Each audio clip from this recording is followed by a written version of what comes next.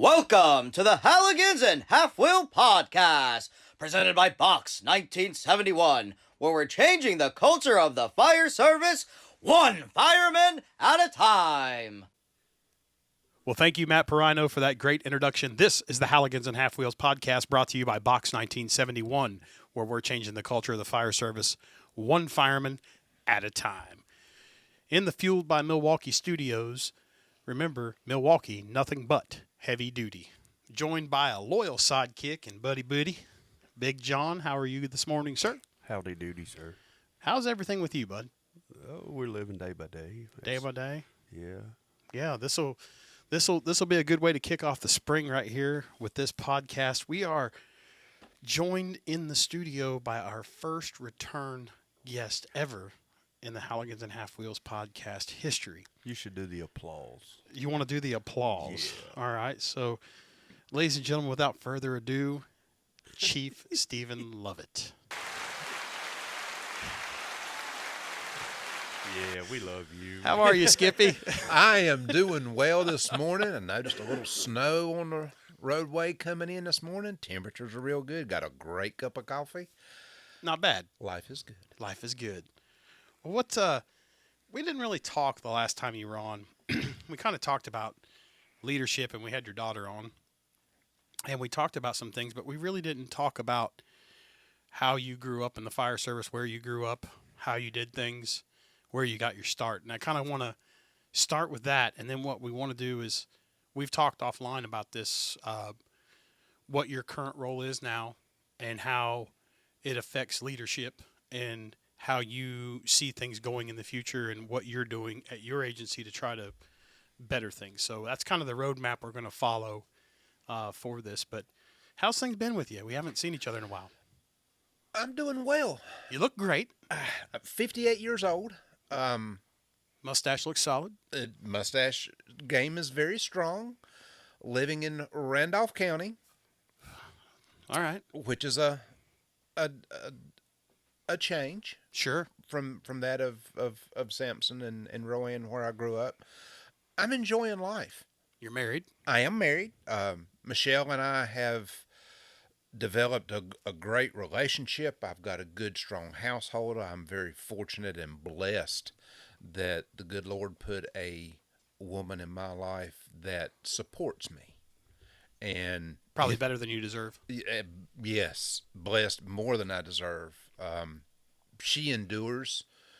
There's that enduring is sometimes okay, yeah, whatever. And then there's an enduring of look at it this way. She really is trying to understand the fire service culture. And I told her, when you get that one figured out, let me know. Amen to that. Because we are in such a culture change, and can I jump off here as we were talking offline? Yeah. Before we even get started, I'm hearing a lot of, when you go to the seminars and you go to the schools and you even walk through the vendor area, you hear guys chattering, culture. We are a culture of its own, and I understand this. We got to change the culture. We got to change the culture. No. Hold on.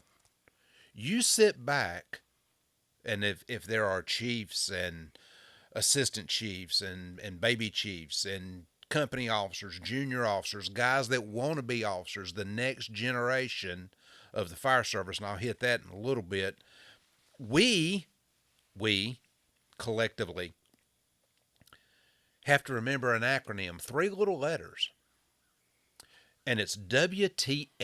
What the? It's not what you think. Wop, wop, wop. WTF. Gentlemen? That breaks my heart. Where's the focus? Where's the focus? What do you mean by that, Chief? Where is your focus? As a chief, where is your focus? Your focus, of course, is on the taxpayers and providing a high quality, highly skilled, highly trained, highly motivated group of firefighters ready to go do what? Answer the call And as we all know, the fire service is not just putting the wet stuff on the red stuff anymore, or skeeting water at smoke. Oh, skeet. Skeet. So we've got to remember where the focus is. We're involved with more lucrative, different, dynamic calls for service than we ever have been. Where's the focus? Chiefs, managers, board of directors, city council, providing us the funding to have a good focus. We need to be focused on the calls for service. We need to be focused on realistic, relevant, and worldwide training. When I say worldwide, we're doing things that are now worldwide. We've got departments that are going nationwide to help with flooding and with water rescues and with natural disasters. And then we've got departments that are sending personnel worldwide to help with other issues. So we've got to start developing our focus. One organization cannot do it all. Where's your focus? Firefighter, your focus needs to be on being better tomorrow than you are today. Realistic, relevant, common sense training. And it's not the stuff that is blown up. It's still pulling hose and throwing ladders. What are you supposed to do daily? Stretch daily, right? Stretch, yeah, every day. And if you're going to be on a ladder company, Bang a ladder. yeah, I mean, Bang a ladder. it's difficult because guys, one guy wanting to pull one way gets sidetracked by those who say, no, we're not going to do that. Or we got ought not shit. That's what I call it. Yep. Where the Chiefs got shit we ought not be doing, but we're doing it because that's what the Chief said. Yep. Yeah. Yeah. You know as well as I do, we were both employed by an organization where they would not get off the truck until the previous chief got there and give them an order. They would all Wait, do what? they would huddle up. They would huddle up. They would, honest to goodness, they would not get off the truck until the chief got there and gave them an order and then told them where to put the first line for attack. He's not lying. So why would you have a fucking officer on the truck if he's gonna make all the? Because you had to have one in name only. Yep. Jesus. Sino, captain in name only. Kind of Yeah. like Rhino.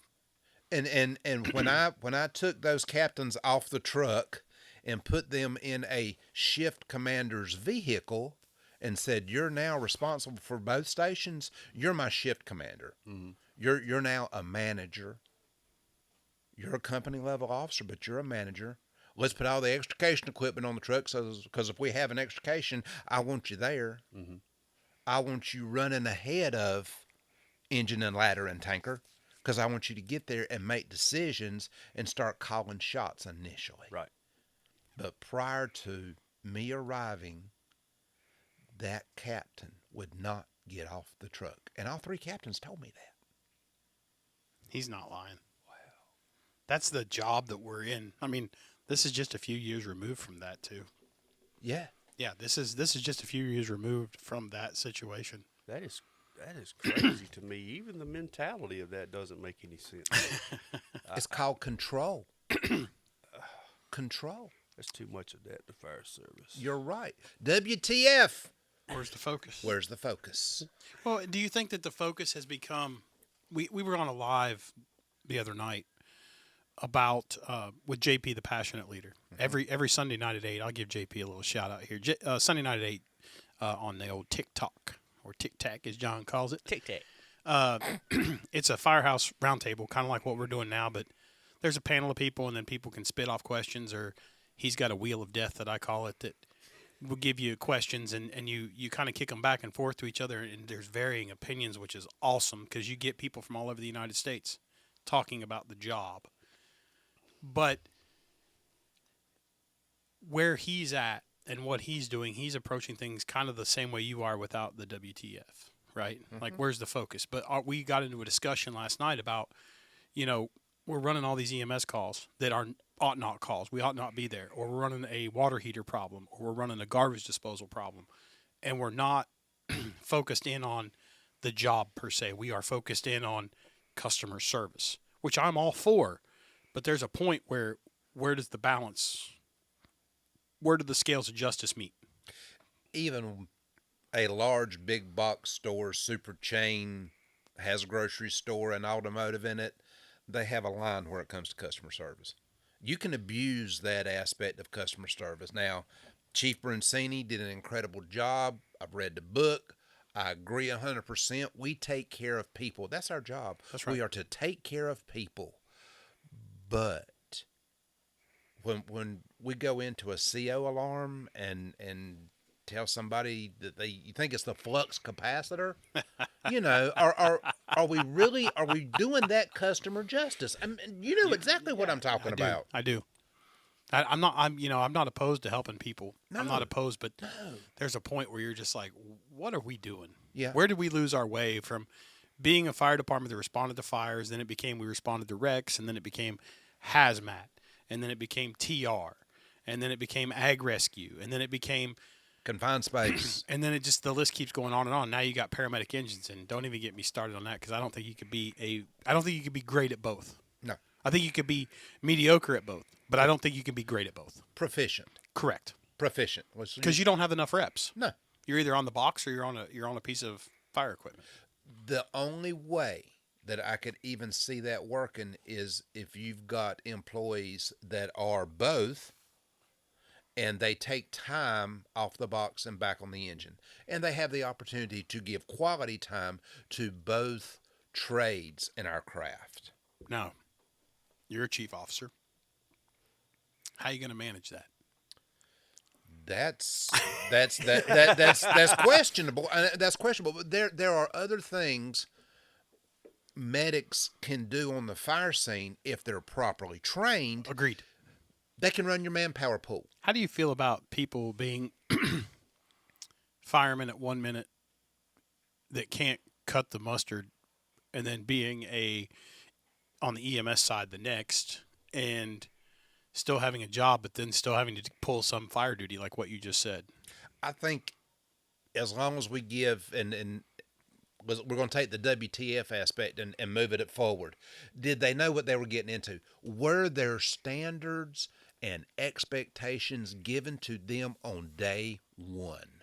Standards have a reason. Sure. Standards are there for a reason. Expectations are there for a reason. You have expectations day one of Recruit Academy. Expectations of day one. Don't do stupid crap. Come in clean shaven. Come in clean shaven. What is your departmental policy on facial hair? Can you come in with a beard? We've got departments now letting guys have beards. That is a hot button topic in D.C. right now. It is a very hot button topic in D.C. right now. Because there are people that are claiming religious exemption from it and can pass. Okay, you can get a seal. Yep. I understand that. You can get a seal with a beard, but is it truly in the best interest and safe interest of the firefighter? Well, that is I don't want to leave it up to the NFPA to make a decision. No. See, what happens is you got that positive pressure system, and it's almost like you open your bypass, because if air's going out, can't no smoke come in, right? Allegedly. Allegedly.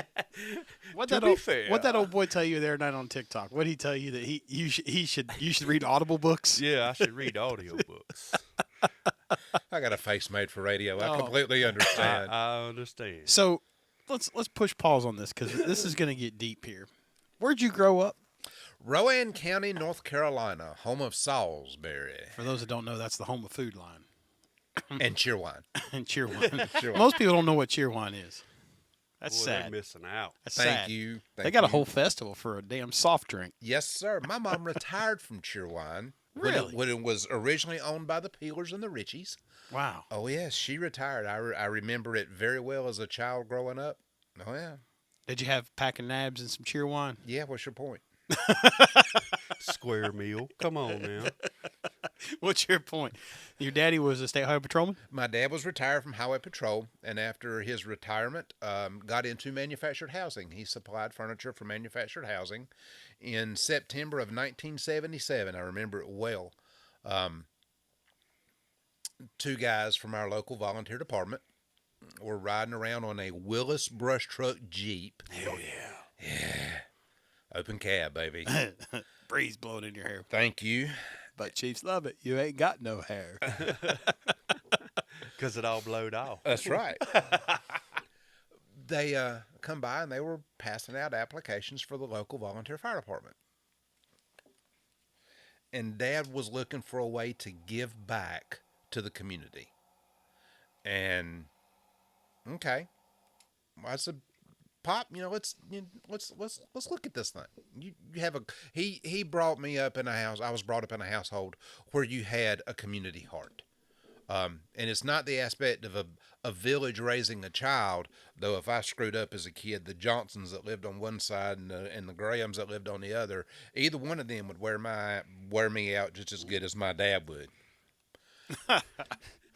And almost like extended family. It was. We didn't lock our doors at night, And I know the world has changed. I understand that. Yeah. But starting in the volunteer fire service at a very young age, and just was a kid hang around. House mouse. Yeah, house mouse. Yeah, pretty much. My grandfather drove fire truck for Mr. Cannon in Kannapolis. Kannapolis. Drove, actually, from what I was told, the first motorized truck Mr. Cannon bought for the Mill Hill Fire Department. Wow. Oh, yeah. For those that don't know, Kannapolis is the home of the Earnhardt family. Woo! Earnhardt. Raise Hale, praise Dale. Yeah.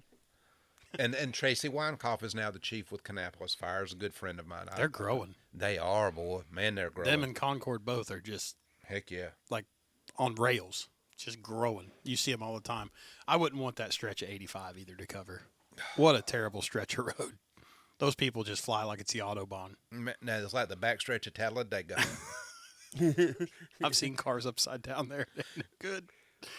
So you get into the volunteer service. Got into the volunteer aspect as come up through the ranks. I thought at 14 years old I was now an official junior fireman. I was somebody. So give me a T-shirt at the red light. Yeah. Did you have one of them old teardrop lights? Son, I had me a slap-on light. I had a slap-on light. Hell yeah. And learned on my first fire call, you don't put a slap-on light on top of a 1969 Mercury Park Lane with a vinyl roof. Oh, no. It won't stick. It ended up on the driver's rear quarter panel. But you was doing it. I was doing it. I was firemaning. Were you wearing 3/4 boots? Yes, sir. 3/4 boots, long coat. The way it should be. I still have my 3/4 boots and a long coat. I wait for it to snow, just a dusting, and I'll put on my 3/4 boots and a long coat just to go out, walk around the front yard. No pants on, but he's out there doing it. You don't have to tell everything. Michelle told me. I don't know what to tell you. But yeah, It was your neighbors that told us. My neighbor is her mother. So The Johnson and the Grahams. You're right. But it was it was a good time. And I've read books and did book reports in middle school and high school. Report from Engine Company 82 and all of the Dennis Smith books, and those were my war years. That was mid-'80s, early to mid-'80s. Was a volunteer firefighter in high school. There was a group of us that all run around together, firehouse culture. Mm-hmm. And my very first fire chief, when I turned 16 and I was voted onto the organization, my very first fire chief pulled me in the office the night I was voted on and made an official South Salisbury fireman. don't you ever do anything that brings a black eye to this organization, because not only do you affect you affect all of us. And man, that stuck with me. That has stuck with me. I'm 58 years old. That has stuck with me 40 plus years. Don't ever do anything to bring a black eye to the organization. That was my focus. That was my focus. Don't do anything to bring a black eye. Now it's more the organization. Now it's don't ever do anything to bring a black eye to this craft. And this is a craft. You know, I've heard people say, well, if it's a craft, go to the Hobby Lobby and find out where it's at. And I appreciate their satire, and I appreciate their interjection, but at the end of the day, it's just conjecture. Yeah. The point is that this job, we need professionals, whether it's paid or unpaid or partially paid. We need people that are serious. And a lot of people just take this as A hobby. yeah. I mean, people message me all the time, and they're, I try not to give out my phone number, but they message you, and they're just like, they're pouring out their problems to you, and you're like, okay, the solution is this, because you've seen it so much. You're just like, this is the solution. Well, I think that if I do this, then, and I'm like, no, that's not the solution. Mm-mm. And then they come back to you 4 months later, and they're like, hey, you know what? You were right. And I was like, the funny thing about never being wrong, you're never fucking wrong. Yeah. And that's the hardest thing, people don't realize that, we're under, at work, we've gotten cameras now forward and rear facing, and we are constantly under scrutiny, and not in a negative light, just, we pulled up on a pretty good MVA, and, they're in real time looking at the buggy, seeing what's happening. They're able to watch from headquarters what's happening, or a fire. It's kind of crazy. It's a different world. It's so different than when we grew up in this job that we are now. It's a different world. It used to be home by the time the lights came on, and now it's, we got to tell people to get off their cell phones on calls. People Snapchatting on fire scenes. Drivers of fire trucks that are doing videos on the way to a working fire. Let me ask you something. We have not disclosed where you work, and we're not going to. Correct. That's fair. How would you feel? This is a hot button for me, so I kind of want your opinion. My opinion is when I'm at work and I'm punched in, I'm there for that sole reason. Yep. I'm not there to be a TikTok influencer, Twitter, tweeter, Xer, whatever they're calling it. Not supposed to be on Facebook playing around. Where did we go in the job that we now have people posting workouts and posting trainings and then posting the wrong shit and people buying into it? Social media, Facebook, TikTok, X, Instagram, whatever it is, I think can be used for the good of the fire service. But the problem is, like anything else, we don't monitor what's going on. Oh, you can't monitor it. It's the freedom of speech. Yeah, it is. But when you start posting the wrong speech, there's no freedom of the reprisal. I think it goes back to those clear and concise expectations. Well, let's ask this question. Maybe I'll frame it this way. If you have to cover up your agency's logo while you're at work, you shouldn't be posting shit. Thank you. If you can't post on the door, like if you're standing next to the engine piece and you can't post that the gold leaf letter in the back, you got to be discreet about it. You probably shouldn't be doing it. Exactly. If you can't conduct your business in the open, you probably shouldn't be doing it. Exactly. I tell new hires of my organization, do not post anything that you don't want your mom or your grandmother to see. I had a guy doing some federal contracting years ago, and we had a Amex card with no limit. Mm-hmm. Okay, hands it to me. I'm like, what do we do with this? He's like, you put your meals, your hotel, your fuel, whatever you need, anything for the truck, trailer that you need, you get it. Okay. He goes, and I'm going to give you the same speech I've given everybody else. His name is Forrest. He says, don't do anything with this card that you wouldn't want on the front page of the paper. Thank you. And you know what? That has stuck with me because that's big. Like, you don't want it on the front page of paper, fine. But people nowadays just think that, oh, well, I can say and do whatever because I can go delete it. I can go, oh, I don't like it, I can delete it. Problem is somebody's got a copy of it somewhere, and it's never truly gone. Exactly. Yeah. So you grow up in South Salisbury. Yes. You, what made you want to get into the job full time? Did the bug bite you? Oh, man. Yeah, I was bit early. Loved it. Learned my high school algebra by figure and friction laws. You are a sick dude. I am. Wrote several book reports, wrote several essays. I can probably say this now because my senior English teacher is no longer with us.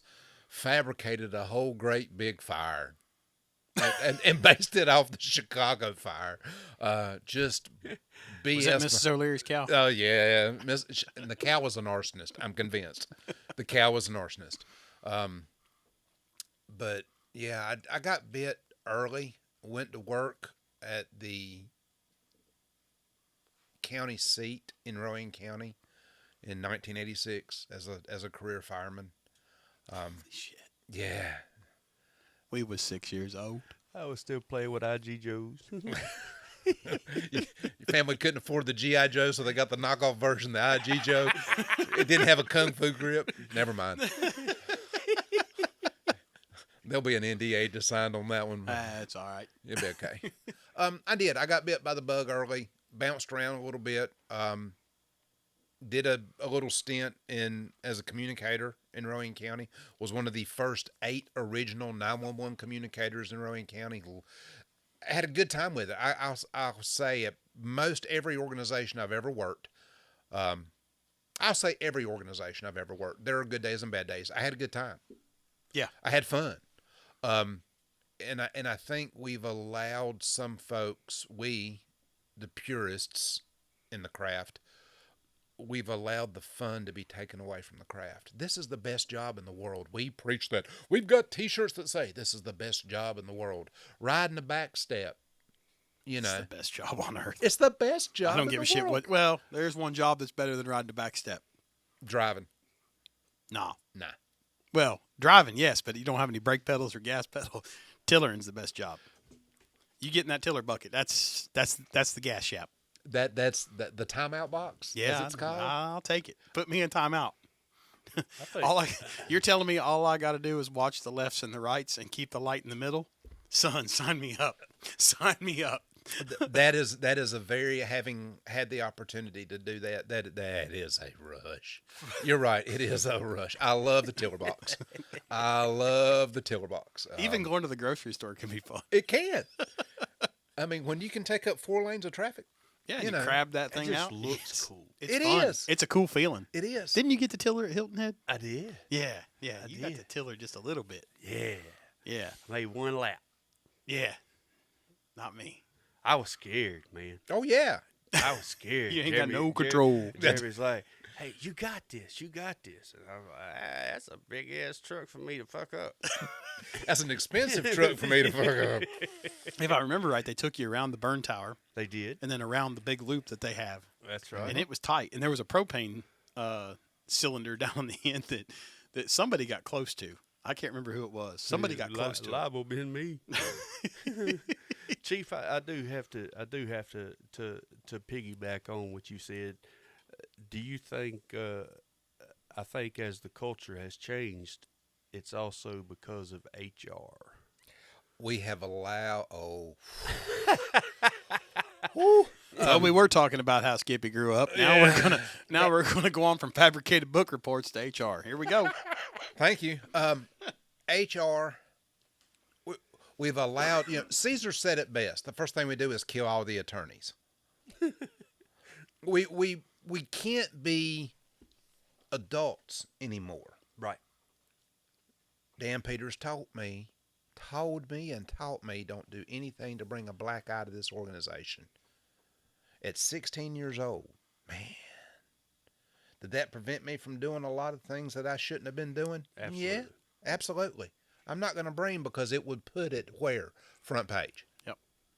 And it would never be Stephen Lovett. It would be South XYZ. Salisbury firefighter. Yeah, South Salisbury firefighter or former South Salisbury fireman. It would never just be Steve the man. It would always be. And it was never the individual. It was always the organization. Correct. HR has we cannot treat, I don't want to say employees, but we can't treat them as adults anymore. We have policy. Oh, let's go back to that culture thing. We don't change culture with policy. We change a culture with changing a behavior. Okay. Change the behavior. When the troops do good, give them a cookie. When the troops do bad, praise in public, chastise in private. Holding firefighters to expectations. Do they know what the objective is? What is your first week's objective in Recruit Academy? Be here on time. Come in day 2 clean shaven. Can't hold you accountable to it to day 1. Some say you can, some say you can't. I'll give day 1 as a grace period. Come in day 2 clean shaven. If not, I'm going to hand you my razor and my shaving cream and tell you, hey, you're going to go shave, and then you're going to replace that. You can't be giving him nice razors. That I'm talking about. I didn't say it was a nice razor. Oh, fair enough. A big single blade. You were nice giving him shaving cream. Spit on it, boy. Get you some of that cheap ass soap the city buys. Oh, God. Lather it up. but it HR and they're there for the employee, but at sometimes HR's got to say, you're stupid, you screwed up. And we support what the chief thought process is on this. He's backed it up with policy. Right. I'm trying to change the behavior, but I'm using the policy and the guidelines to do that. I'm trying to change your behavioral thinking. Do you think that sometimes we jump a little bit too far, maybe by some things need to be handled in-house? Yes. And we jump off too quick to go, hey, we need to get HR involved, instead of just shutting the fuck up. You don't air your dirty laundry for everybody to see. That's fair. That's not what Facebook is for? No. Oh. And do it on Twitter. Yeah. At that point, be very, very mindful. Yes, that's your Facebook account. You Second Amendment, freedom of speech, but is there truly First Amendment, I'm sorry. First Amendment is the fact of freedom of speech, but is there freedom from reprisal for what you say? Yeah. We, and I'll say this as a society, I think we've gotten away from having adult conversations. Would that because the younger generation, we have to coddle people to make them feel good? Maybe to add on to that, do you think that maybe the parents that are now having these kids that are coming up that we're having to deal with were the kids that were pushed aside, pushed down? Do you think that's the issue? No, I don't. I think it goes back to everybody gets a medal. Oh. Hey. Bench riding. Man, when I played baseball, to get selected for the all-star team or get selected for this or get selected for that, or if you win a championship, you did what? You practiced. You worked together. You figured out where my shortcomings were, and the team would rally around you for your shortcomings and help fill in the gaps. But you, with the shortcoming, maybe you support and you're stronger over here. So that was the gelling aspect of the teamwork. Mm-hmm. We don't push teamwork like we should, I don't think. How do you fix it? Talk to me. Because do you want to think on it for a minute? Clear and concise expectations. Okay. A clear and concise objective, and you hold people accountable. Oh. Training is not to be a whipping post. Training's not to be a whipping post. We train so we do what? We don't lose firefighters every year by a satellite falling out of a sky. Correct? Yeah. We lose firefighters to basic dogfighting skill sets, taking the door, stretching a line, throwing a ladder, doing a search, air management, and those basic fireman skill sets. Okay. We've got to get back to that aspect. We make sure that we do those basic skill sets. And then this is the expectation. This is what I want you to do. Training is never meant to be a whipping post. We train so we can get better. We train so we maintain competence. And competence is not doing it once. And if I can give a shout out here to one of my former bosses, Damon Tobin. Damon taught me we don't train till we get it right. We train till we can't get it wrong. That's right.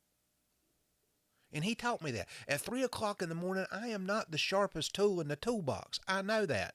So I have to do what? I've got to go by muscle memory. Recognition, prime decision making. Oh, my goodness. Look at the box. Thank you, Billy Goldfeder.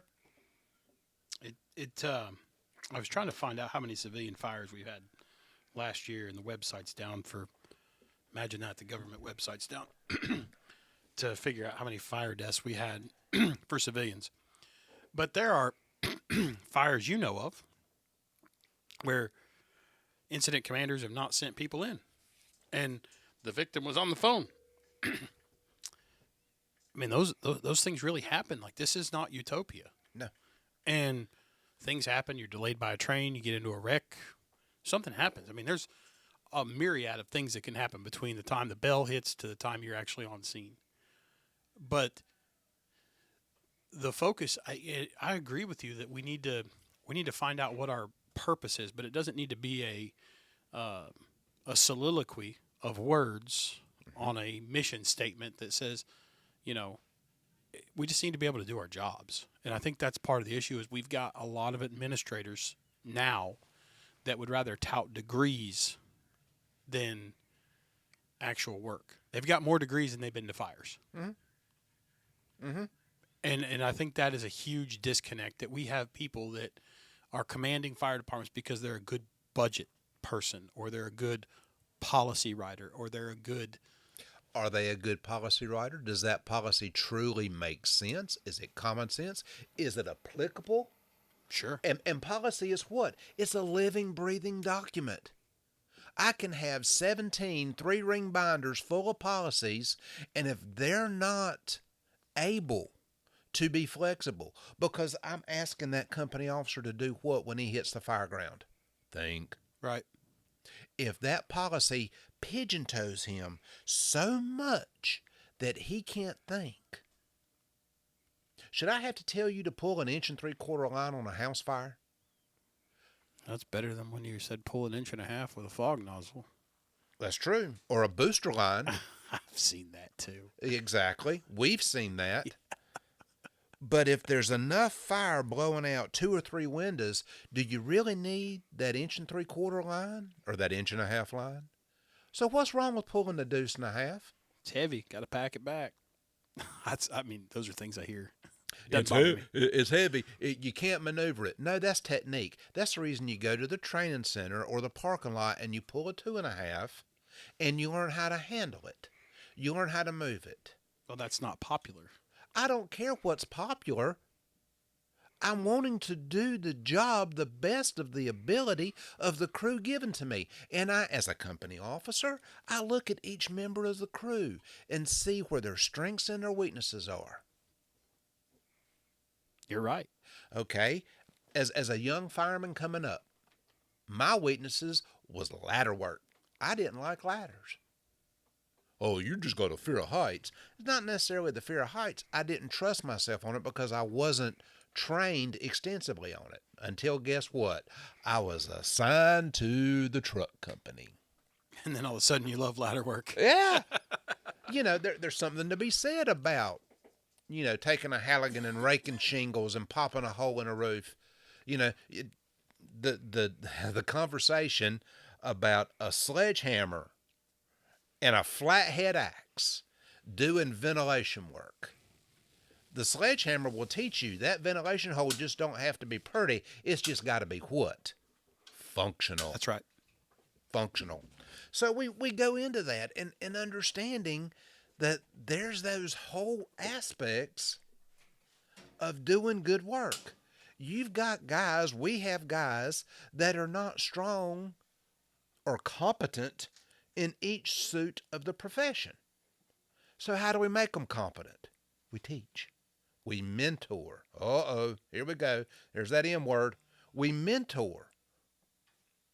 We make sure that our guys are what? Their skill sets. We give them expectations.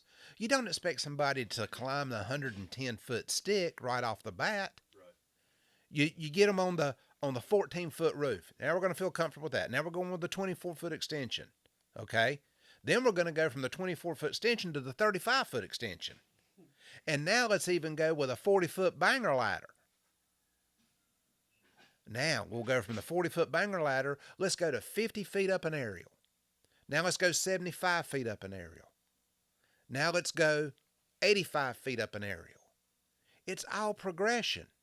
And as the company officer, you've got to be able to encourage and in turn push that employee to do better. When the troops do good, give them a cookie. And trying to get that instilled in some firehouses is like pulling teeth without Novocaine. They'll fight you all the way. Firemen don't like change. Firemen hate two things: the way we do it and change. So what about when you say cookie? Because I know somebody gonna give flack on that. When you say cookie, first thing I think of is a shitty pizza party, right? Because every fire, I got pizza, I got biscuits, right? That's what we do down here. But when you say give them a cookie, it's not necessarily a pat on the back. Hey, man, you did an good with attaboy. that. An attaboy. Yeah. Yeah. Attaboy. And I'm just saying for the people that aren't involved in our conversation and haven't been involved in our offline communications, this is what we're talking about is not only applicable to the fire service, it's applicable to Life. Management of people, relationships. I'm very fortunate the fire service has allowed me to go coast to coast. Amen. And teach and observe, and I keep the philosophy of the good Lord gives me 2 ears and 1 mouth for a specific reason. Listen twice as much as you run your yip. Yeah, you're the second chief that said that recently. Uh-oh. Eddie Cox from Lumberton. Yeah. So that whole aspect of listen twice as much as you talk. Your guys will tell you anything you want to know. All you got to do is listen. And when the troops do good, it might be a simplistic nudge. What's wrong with fire chiefs spending the night in a firehouse? Holy cow. What's wrong with fire chiefs spending the night in a firehouse? What's wrong with fire chiefs sitting down and eating lunch with the guys? What's wrong with fire chiefs eating supper? Don't be so self-involved. Remember, WTF, where's your focus? Well, the focus is always on budgets and money and meetings and politics and it is policy and making spreadsheets. It's never about doing the job anymore, because once you reach that level, you don't have to do it. You don't have to, or you don't have the time. I am so fortunate with guys that I know in one specific organization. The deputy chief and the assistant chief will go eat lunch at a different station on Wednesday. They're still firemen. Be a fireman for a reason. Go out and enjoy a meal. The guys will tell you anything you want to know. Does it give the guys an opportunity to gripe? Well, sure it does. Firemen hate two things: change and the way we do it. Yep. But hey, man, y'all had a good knock on that fire. Hey, y'all were, man, that thing was blowing out the second-story bedroom window. Y'all hit that staircase. and you pushed it right back in the bedroom. Know what the guys are looking at. It doesn't, and I say chiefs, and I don't mean it as the 5 toilet plunger wear. Those aren't speaking trumpets, and they're not bugles. I get it. They're toilet plungers. The more toilet plungers you got, you have the ability to do what? Shove more crap downstream. I didn't think of it like that. But it has relevance, doesn't it? Absolutely. Yeah, Skippy is old, Skippy is wise. Some bitch toots his own horn, pats himself on the back. I tell you, boy. You taught me well. But we've got, when the troops do good, make it a point. There's where we're not using social media for our best interests and our best benefit. Tout the new guy. Take pictures of Recruit Academy, and a lot of folks that have come long before me, and I've listened to the audiobooks and I've listened to speakers. Why do we have firehouses that don't have picture of firemen in it? Coming up, I'm very fortunate. I had captains that encouraged family. Right. You can't have a family without having a good team. And you can't have a good team without having a family atmosphere. Right? The difference between a fire station and a firehouse. Thank you very much. They're firehouses for a reason.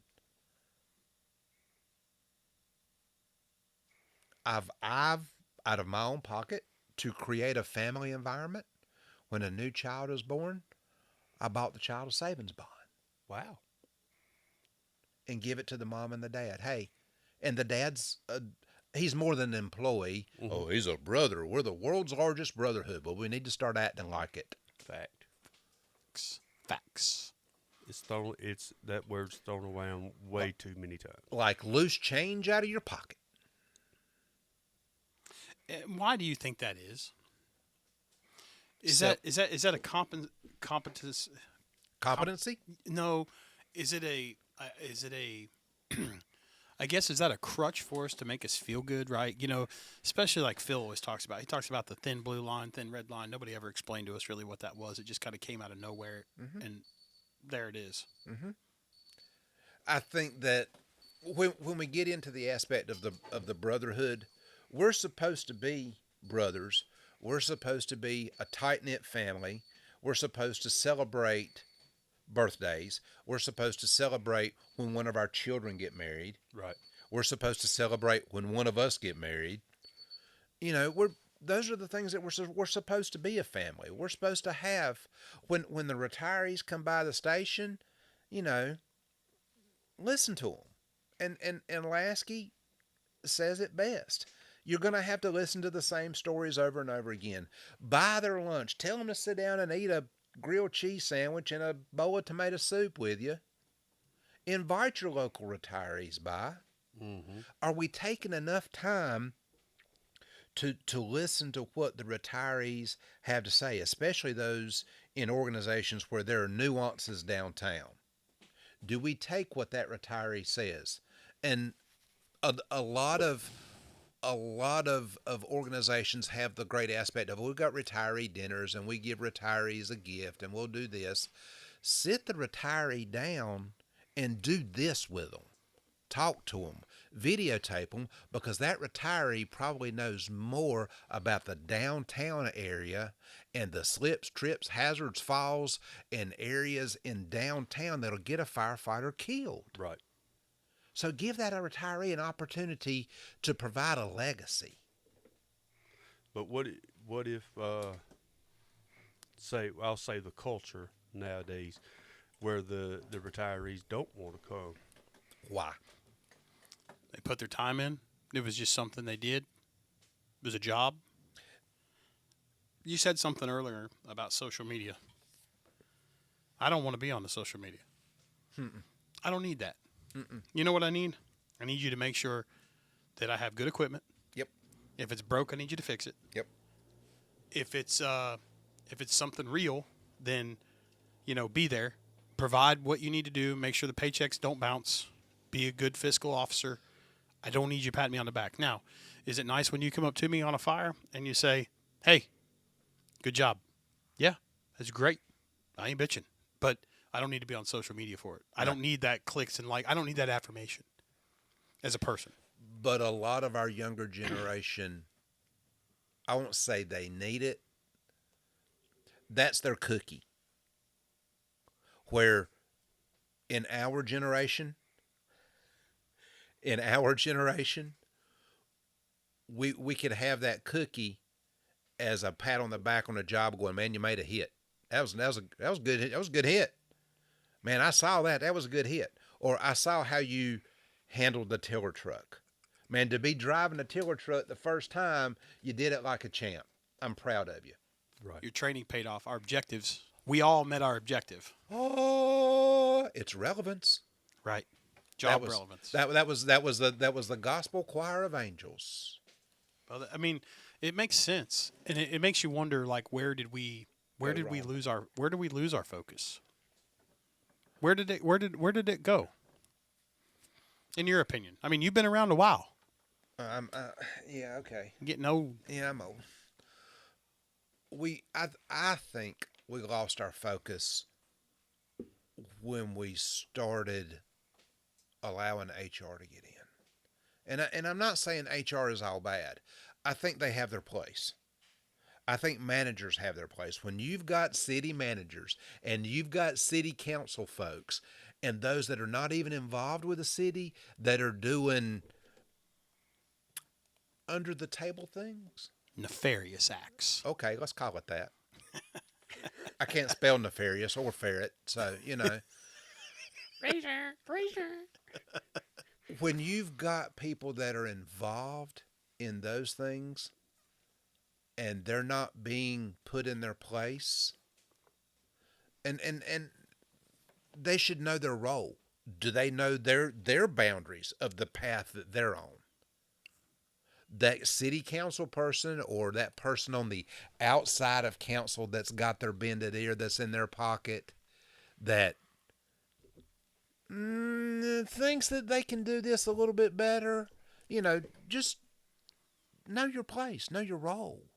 And fire chiefs are trying to save, I won't say save themselves, but provide themselves a little bit of cushion. When you've got council members that are pulling criminal records checks for no reason. Just to be nosy, or just trying to be hem nosy. somebody else? Yeah, they're trying to hem up somebody. They're trying to be nosy. And then when you have managers that are telling council, I'm the one that's responsible for hiring. They don't work, the city employees don't work for you. They work for me. Oh, yeah. That's a power swing. It is and that's just it. We've lost sight of what we need to do because of power struggles. And is that mainly because of our human nature to be ego driven? Is that, I mean, do you think that because everybody always says they want the ball, right? Like I think of Winners want the ball. Right, like Michael Jordan, right? Michael Jordan wants to be that guy to take the shot. Yep. We all know that. Tiger Woods wants to be that guy on Sunday, right? So is it because of ego that we get into these situations because people feel that they have a more self-imposed importance than what they really have? Yes. Interesting. There's more, I've been told, and I have nothing scientific to base this on. There's more testosterone and ego in a firehouse than probably what there is in an aircraft ready room before guys are getting ready to do a sortie. And you know it as well as I do. Right. You get testosterone in a firehouse. Yep. And for my female firefighters, I got a daughter that is one, and she'll stand toe-to-toe with you, won't she, Big John? No doubt. Makes her daddy proud. Because she doesn't put up with any bullshit. That's right. Testosterone is fine, but having an ego is fine. But with ego, you got to have equal amounts of humility and being humble. there's a at least my experience, you can be as arrogant as you want. Mm-hmm. I'm okay with that. Mm-hmm. I've seen a guy just be arrogant. But I also know that motherfucker going to be buried up at the base of the fire and doing the right thing and conducting a search as we go. And we have people now that don't have the street credibility. Would that be they don't have the the, how do you want to say, they don't have the experience. Job knowledge, Yeah, skills. they've got plenty of training reps. I'll give them that, but they don't have the relevance of pulling up in the yard, the brake hitting, and going to work. They don't have that. They don't have that Gordon Graham recognition, prime decision making, high risk, low frequency. Bells of St. Mary's going off in their head that I'm good to go. I know where I'm supposed to be, and I know what I need to do. They don't have a clue about that. But see, that's what training teaches us. Training teaches us to be able to do what? To think. I'm a policy. We have a place for policy in the fire service. You're going to wear your hair off your ears and off your collar, and you're going to do this and you're going to do that. And I'm really going to get into some aspects here. Keep your shirt tail tucked in. It's difficult to wear a uniform, boss. I know it's difficult to wear a uniform. I've worn one over 30 years. But understand that we have policy for a reason. How about guideline? How about one of the guys that I look up to, and you know him, Paul Watlington. I love old Paul. Oh, Paul is Paul. Paul taught me a long time ago, and Paul and I have kind of mirrored, our careers have kind of mirrored. Guideline. Man, why do you push guideline so much, Paul? Well, because the guideline gives the company officer the ability to think. When you pull up on a fire and it's blowing out fire in 2 or 3 windows, don't pull that 1 3/4. You can if you think you can handle it, but we better not get beat back down the hallway. Yeah, if you're getting chased out, you've selected the wrong weapon. Thank you very much. Don't be scared to pull the 2 1/2. Oh, it's heavy. No, it's called technique. Carry a piece of weapon and learn how to wrap it around there, and then yourself. Holy cow, now you have to do what? You have to think. So we use a guideline. When you pull up with this type of situation, I want you to take this approach. Can you deviate from the guideline? Sure. You can. But you had better have a good reason as to why you do. Because if it works out great, you're the hero. If it don't, you're now the zero. That's right. So think. I'm a huge proponent of guidelines more than policies. Yeah, we have to have policies. Keep your shoes shined. You don't look like a heathen. Act like you want to be here. Act like you want to be here. Have some pride. But also, on that same aspect, make it a place where I want to be. No, that's the problem. We have chiefs that are taking away the aspect of the environment of where we want to be. We want to be at work. We want to be firemen. We want to ride the truck. We want to help people. We want to do this. For us, it's cool. For us, it's a rush. I still enjoy hearing the tones drop. Okay? I want to be a fireman. I want to take care of whatever my neighbor needs within reason. Right. Not changing out toilet barriers. No. Yeah, we had a guy the other night on that live. Mm-hmm. His crew literally went out of service to change a toilet as a resident's house. Now, my question is, why? I mean, say it. Say the quiet part. Why? Yeah, exactly. Why? Because they're probably scared to death of getting chewed out for not doing it. They're probably scared to death. And I'm acting like a geriatric over here. it's all right. You're having a moment. I'm having a moment. What's wrong with these damn earphones? You just put them on, bud. Do they go on either side of my head? Yeah, that's how they work. One for each ear. Bud. If they could only see this. That's all right. They don't have to.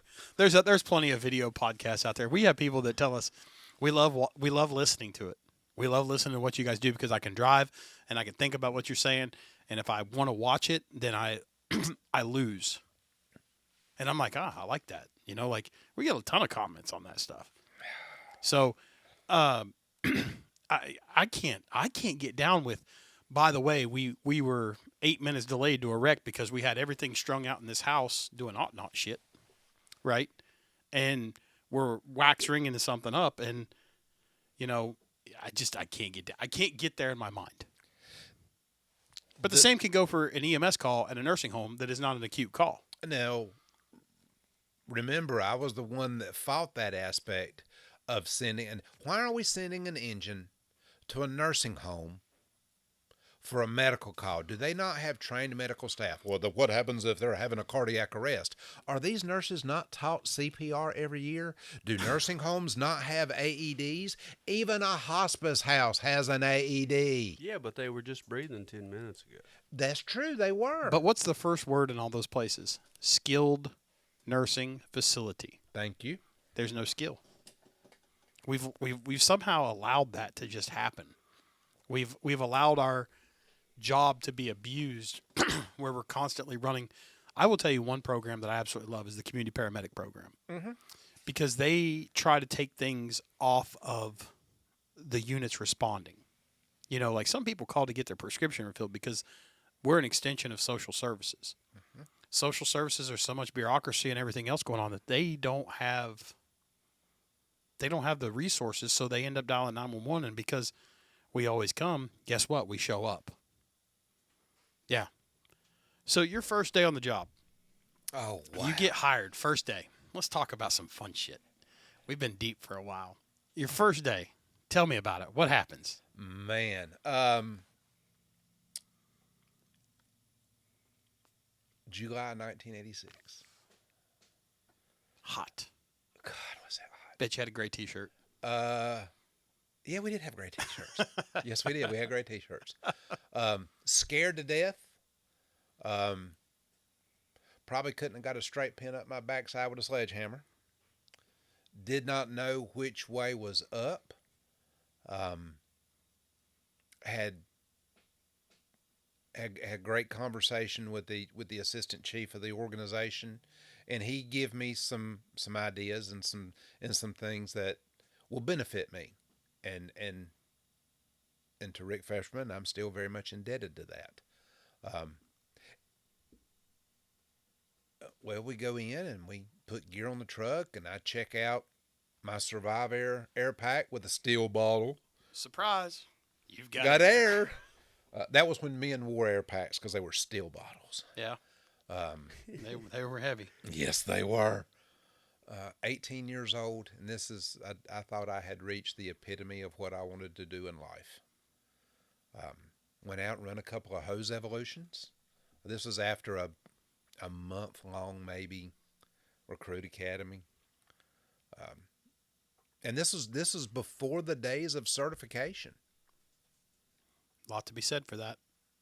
And there was a lot of OJT, a lot of on-the-job training, a lot of keeping your mouth shut, asking relevant questions,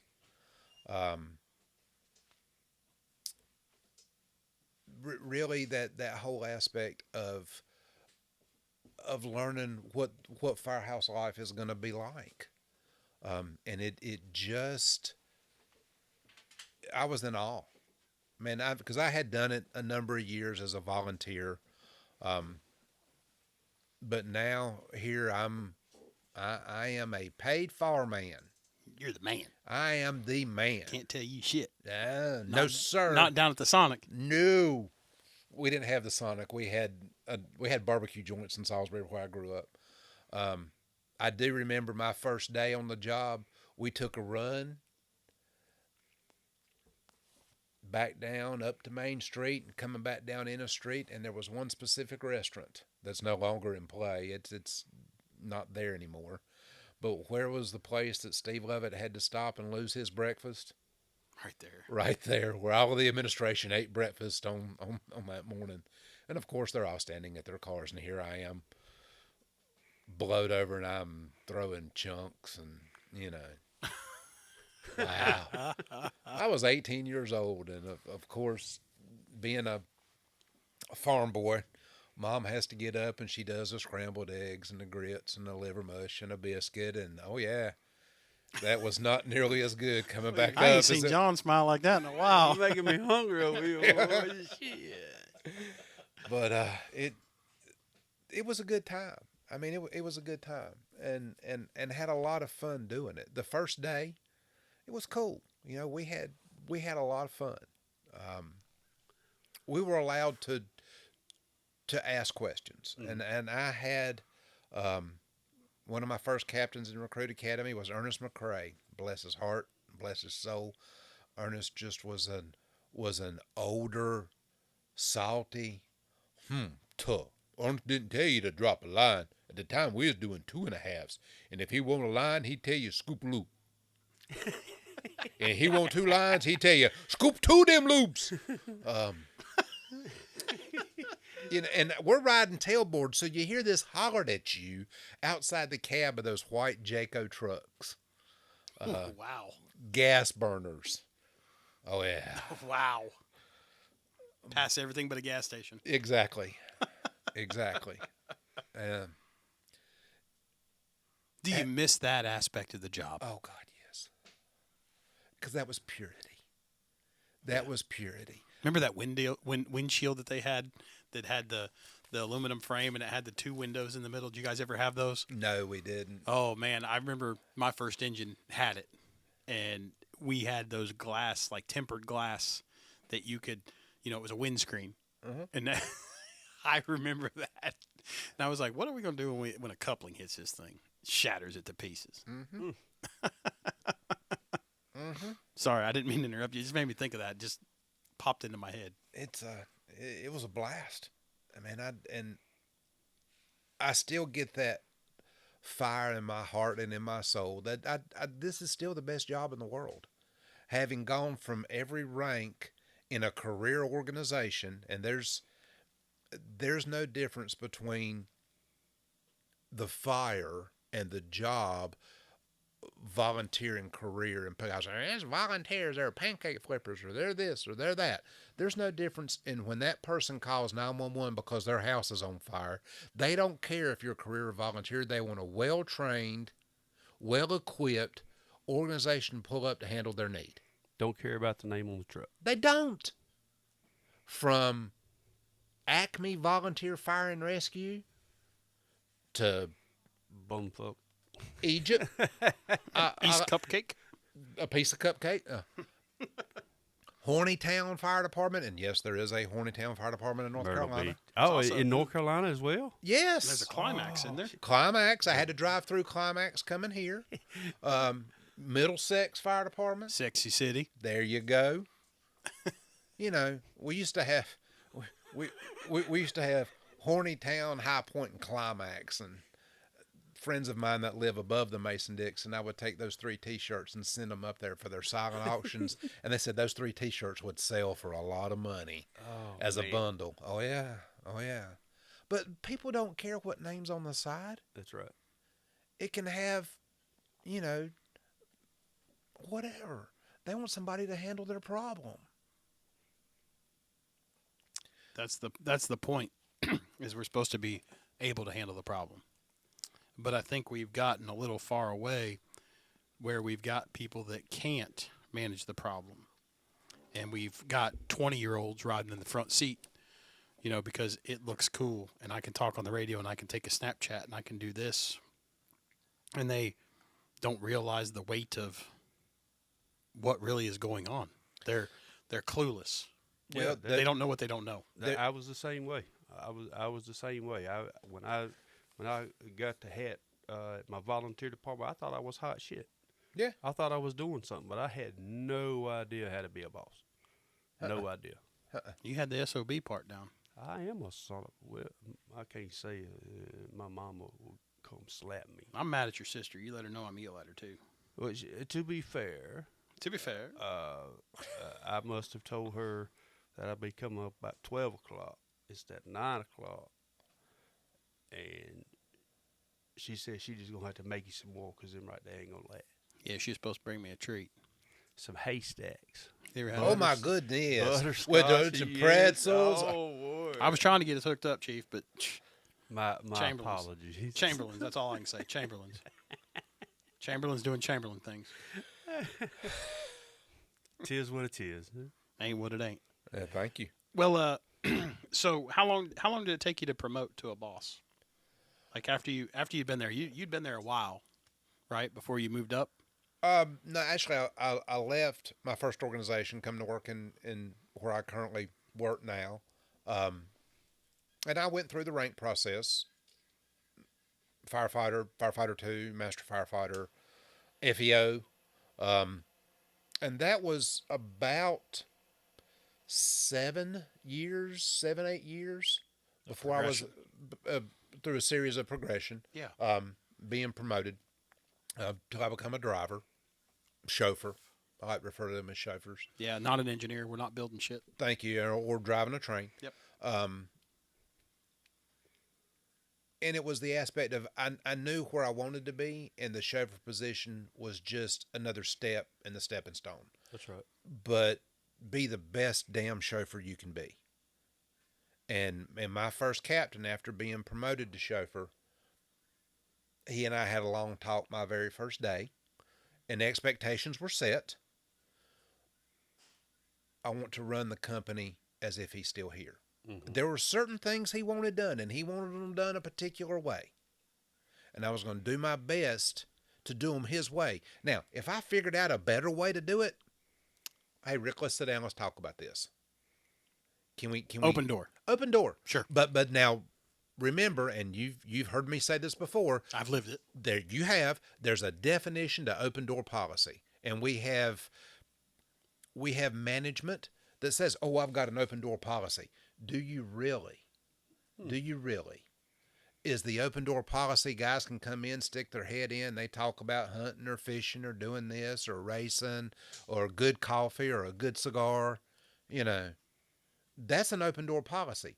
I've told individuals that work for me, if you want to come and discuss policy with the organization and why we're doing things a certain way, that's fine. But you send that request up through the chain of command. You talk to your captain about it first, because I'll guarantee you about 99.9% of the time, they already got an answer. And if you negate your direct supervisor out of the chain of command, you've now negated the entire chain of command. We've got to learn to respect that.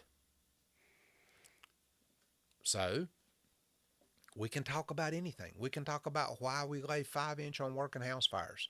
We can talk about leaving the prime real estate for the truck company right in front. I thought everything was a truck. Everything was a truck. Yeah. People are having a difficult time with that these days, that leaving that alpha side for the ladder truck. They just don't. Again, and I think it has to do with a mindset of, well, if we get a bunch of water, we can put the fire out. I'm of the opinion, it's going to be unpopular, and I don't give a shit, that if we can't knock it out with what's on the booster, the tank, Yeah. Fact. probably lost. You If can- we can't manage it with 500 to 1,000 gallons, you can stack 8,000 up. You can have a 36-inch main to bump off of. Mm-hmm. But if you can't make the push on the first, 500 gallons. then that's a lot of water. Got to be aggressive. You fight a lot of fire with 500 gallons, but you got to be smart. You got to know how to do it. Yes. Whether it's, hey, we're going to hit this with a deck gun with 500 gallons while y'all establish a water supply right quick and knock down the main body of fire, but that's not popular. Why? It's called transitional attack, is it not? Well, I think that has to do with I ain't no pussy. Well, you're going to go, he got to hit it hard from the yard. Now, wait a minute. Now, hold on. Let's look at this. If we hit it hard from the yard and make a tenable environment for the victim that's inside, Right. and there goes another aspect of how many times we roll out and we're not expecting fire. I expect fire every time I roll out the door. Thank you. How many times do we roll out and we don't expect to find victims? We preach that. We teach that. Expect fire, expect victims. Because everything about our craft has changed in 25 years, the last 25 years, the last 30 years. Everything has changed. We've changed from long coats and hip boots to true 5A leather helmets, steel air packs, steel bottle air packs. Everything about this profession, this craft, has changed in the last 30 years. Look at the building construction. Has our play field not changed? Absolutely. You brought up Okay. an interesting point. May I finish? Yes, sir. What about this craft has not changed in 30 years? Cue sirens. No, there are some organizations that don't like those now. That's unfortunate. That's unchristian. Communist. No, I mean, what hasn't changed? I mean, I don't think there's much that hasn't changed. I mean, firehouses are now green. I've seen firehouses. We've taught at firehouses that have grass growing on the roof, like not on accident. You know, Not because they didn't clean out the gutters. right? No, like that's their initiative to go green. Exactly. Right. And I've seen electric fire engines. Not a big fan. But you brought up a point that just kind of stuck with me. You talked about everything changing, cyclical. What are we pushing back towards nozzle and package wise? Smoothbores, Of right? course. Okay. Yes. The What- pendulum swings. Right. What are we going back to? What are they building down there in Monroe now for Scott? Wire air packs. Yep. All that stuff is coming back again because guys are like, this shit sucks. Like all this innovation sucks. Just give us back what we want. Give us back what we knew worked. It's not saying that if it doesn't work better, we'll take it too, but the mindset of the firefighter. Can we, that's being smart. Yeah. Being a smart firefighter. A wise mentor taught me a long time ago.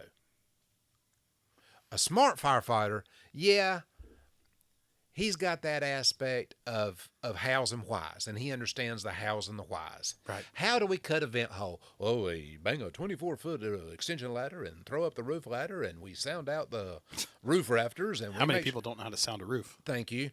We sound out the roof rafters, and we do a 4x4 hole for residential structures, 8x8 for commercial. Okay, those aspects are now broadening, but do we know?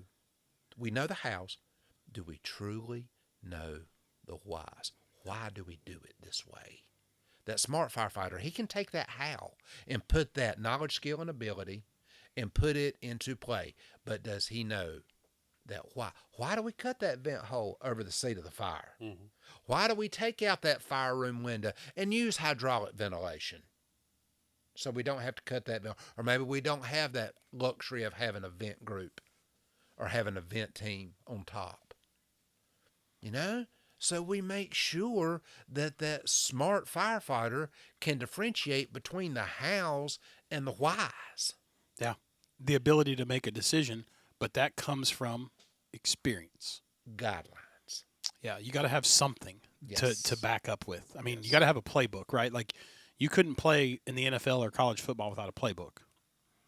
Every sport has some kind of playbook. Mm-hmm. Every successful business has a playbook of something, right? It's called a business plan. Yeah. What's your business plan for your company? What's your business plan to make your chauffeur better than you? To prepare him not only to pass a written test, but to pass a practical knowledge skill assessment. Right. And I think that the other thing is that we have gotten so far away with consulting firms coming in when we could have just done it ourselves. We could have just done it ourselves. I mean, we could have put together and said, okay, taken out all the biases and done it ourselves. But we choose to spend $30,000, $40,000, $50,000 for somebody to tell us what we already knew. And with that, it's called the division of labor. When I was chief in Eastern North Carolina, it was a small town fire department, 2 stations. We had our insurance rating inspection coming up. Okay, let's take this entire ISO packet and look at it. And I took parts of it. We had 3 captains, 3 shift captains, and myself. Okay. I did the administrative part, as I should. I did the administrative part. I took each captain and their specific and took their tuning and what they were good at and applied it to a specific portion of the rating packet. I divided that labor out. I let everybody get a little piece of the pie and encouraged them to do the same thing with their troops. You don't have to do it all. You're responsible for this portion of it. And then let's meet once a month. And we started 9 months out, a year out. We're going to meet once a month. And we're going to determine who is where in case there's some loopholes that we need to help each other out with. Right. So let's look at this. Let's divide this big project out. As a team. As a team. Not just one person pulling all the weight. Holy cow. It takes many hands to grab hold of that link of the chain and pull this locomotive up the hill. It's crazy. It's an unusual concept. So we were able to utilize that. I utilized the strengths of all 3 captains. We formulated a packet. And in this small town, we moved from a 5.9 insurance rating to a 3.5. Can empathize with that. How about you? I'm satisfied. We went from a 9 to a 5. Hey, We did together. It showed up. We did together. Holy cow. Let's take advantage of our people and the knowledge, skills, and abilities they have. As a fire chief, it was my job to collectively put everybody around the kitchen table and see who brings what strength to the table. People don't realize how much, how much ISO really plays into funding. Oh, exactly. You know, businesses want to come where the ISO is low, and commercial occupancies pay taxes. Yes. Rooftops of houses are okay, but you look at fire departments that have stuff. You know, they've got toys. Yeah, I mean, they've got every tool known to man is because they got commercial occupancy. And if you have a low enough insurance rating, you know, one thing that I've never understood about that insurance rating is the communications aspect. We lose points every time because of communicators. And it's things that we can't control. Out of our control. Thank you. And then the other thing is like, I think, you know, Ray McCormick said it best, retired lieutenant out of FDNY. Oh, yes. That you want your people to get to a point in training where you don't have to chase them down. Correct. And I've worked for you. You never had to come to me and say, Jeremy, you're lacking on hours. You're doing this. You're doing that. Because I knew the game. I knew what you needed done. And I had been through the game to where, shit, it was just another transaction. How hard is it? You go out and you check the rig. Put down a half-hour rig check. You know, that's apparatus familiarization and maintenance. But people don't do it. It baffles me the amount of people that call us and want us to come fix their ISO problems as a business, right? With Box 1971, they want us to come fix their ISO problems. And I'm like, no, we can fix this over the phone. I'd rather train you than, you know, like go train with you and put hands on things than come in and make money off of you. I don't want to be that consultant. Now, we have, right? I mean, there are people that are just dead set. We want you to do it. But people are scared of what they don't know. And they'd rather write the check. I'm the same way. Like when it comes to fixing something, I don't mess with electricity. I don't mess with plumbing. I'll write the check. That's what I'm going to do. If you don't understand it, you just write the check. So some people have that ability, but when it comes to something you know and you're dug in on, it's easy. Like with you with the ISO project at your agency where you were chief of department, it was very simple because you were comfortable with it. You're not scared of it. A lot of these people see the inspection system and rating system as a big, like they're judging us. They're not. They're just coming in. They're just guys doing their jobs. Can you do what you say you can do? Correct. And if you can't do what you say you can do, then there's an issue. Well, there's a lot of agencies that have that problem, Chief. Well, there are agencies that have training problems. And you cannot tell me why. You can't tell me why or how there's an issue in training. I can't. All I can tell you is that we try to show up and do our jobs. Exactly. Yeah. It's definitely frustrating. So when you switched agencies and you progressed, when did you know you wanted to become a boss? When were you ready? Because this is a conversation that needs to happen. Uh-huh. And having held literally every rank, you're kind of an anomaly because a lot of people don't. So they kind of bounce from, you know, and I saw a statistic the other day that there are 75% of the volunteers are the fire service, right? They make up 75% of the fire service. They only cover 20% of the population. Mm-hmm. So when we look at this, how did you know when you were ready? Because right now, I mean, we've got guys that are 20 years old, and I hate to pick on 20-year-olds. I'm just saying it's an even number, that are, you know, training officers with no experience, not instructors, don't have a pool to pull from. So when did you know you were ready? What advice do you give to those people? I knew I was ready when I got so mad at my driver because he left me at a hydrant. We were out checking hydrants one day, and it was like 107 degrees in the shade. Right. We were out twisting hydrants, and he thought it would be cute to leave me at a hydrant.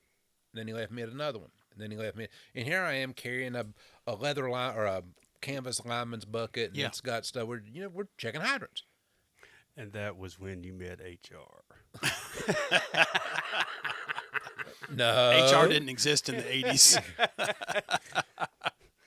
And our captain knew I was mad, and he probably, as my daughter would say, the vomiting of cuss words that come out of my mouth as I got back in the truck.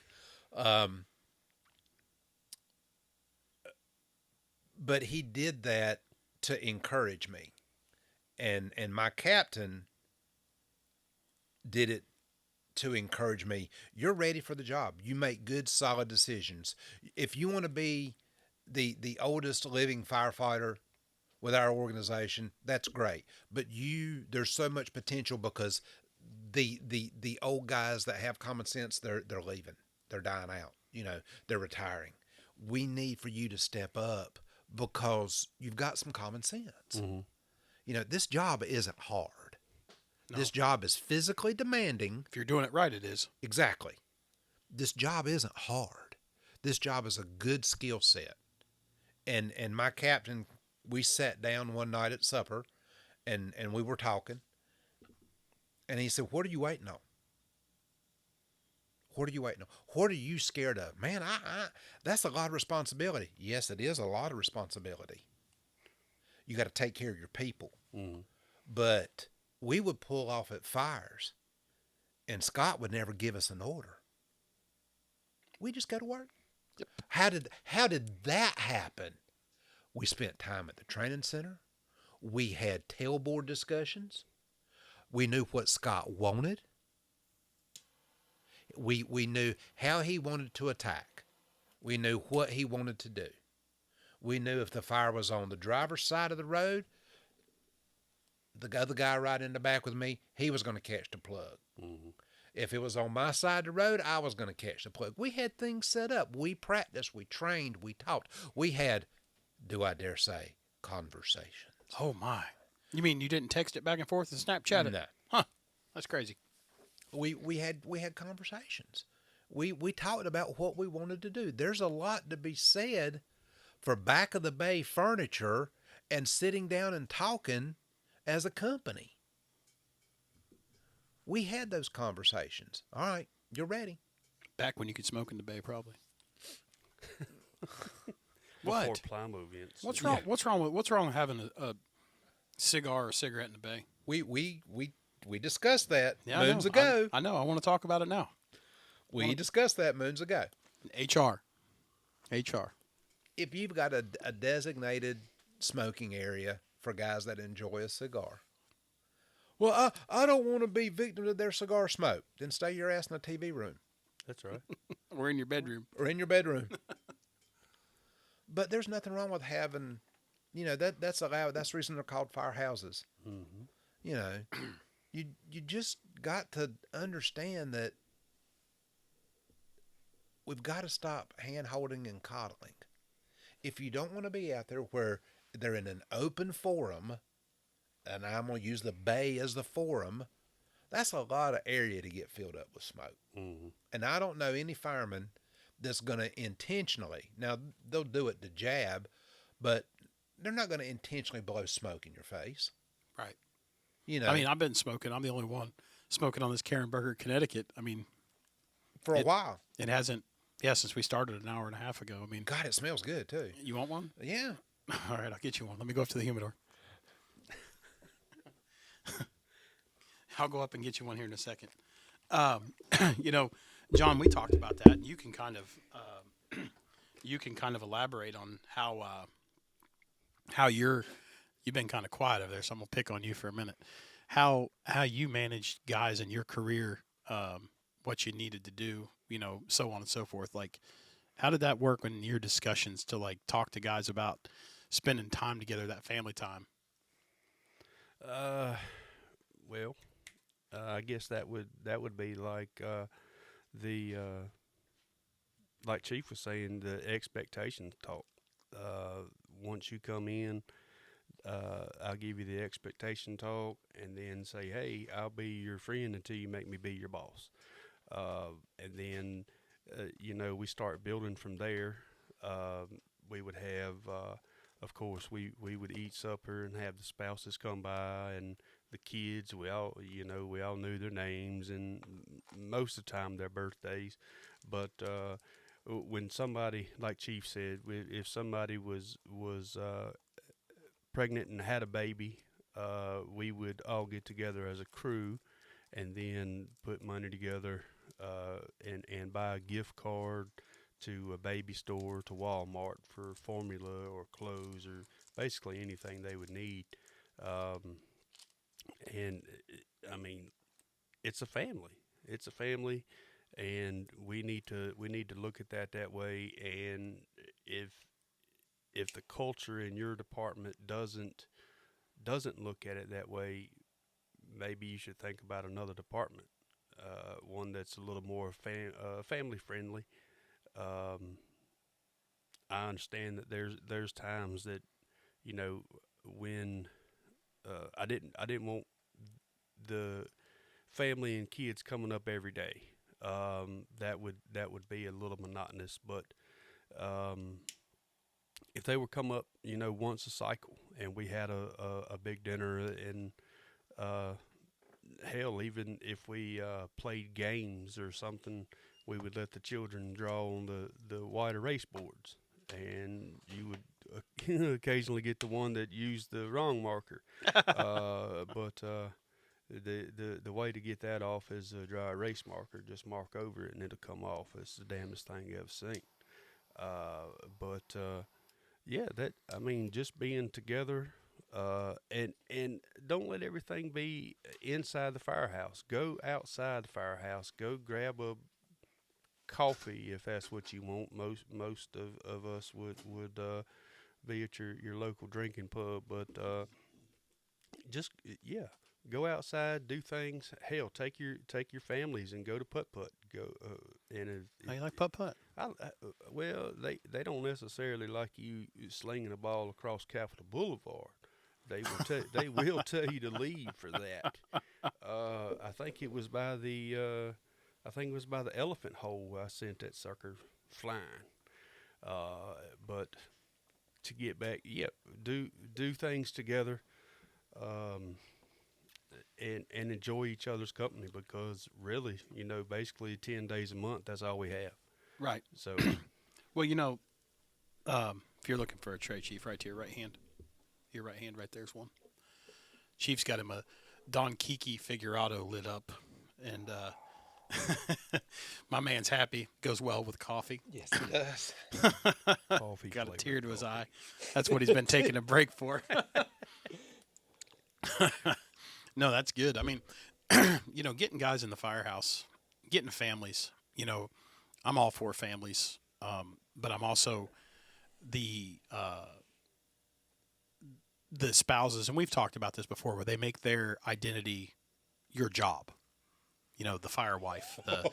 You know, this is just what I do. This isn't what I am. You know. Yes. Yeah, I mean, I punch in here, I do my job, and I go home. I love being a fireman, but there is so much more to me than just being a fireman. I know there's more to both of you than being a fireman. I know there's more than people that are, if you're sitting at an advanced auto listening to this while you're banging out orders on an off day from your real job, or you're working on a farm slopping hogs or banging nails or doing whatever, that your life is more than just riding a fire engine or being a truckman. And sometimes we lose focus on that. Again, we come back to focus, and I didn't even realize that I was going there. Sorry, Chief. Holy cow! It's a circle. It's the circle of life. It's a circle, not a square, not a triangle. So, got corners. Where do y'all think?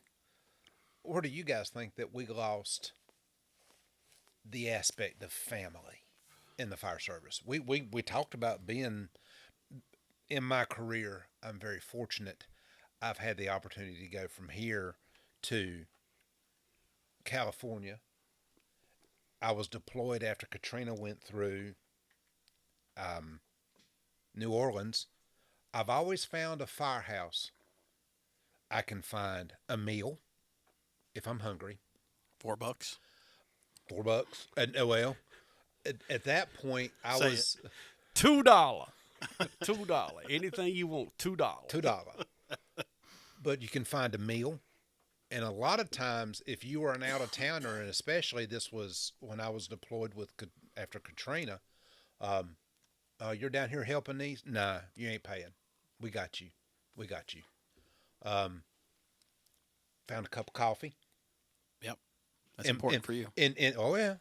In my organization, it's still a quarter a cup and $1 buys the pot. That's pretty solid. Quarter a cup, $1 buys a pot. You know what's mind-blowing to me is that guys feel that, like, I'm not a coffee connoisseur, right? I don't eat much mustard, don't eat much ketchup. But I believe that we should all chip in and say, hey, this is for the good of the house. Here's $20 a month, right? Buys your sugar for your sweet tea, buys your coffee, buys your mayonnaise if you eat it.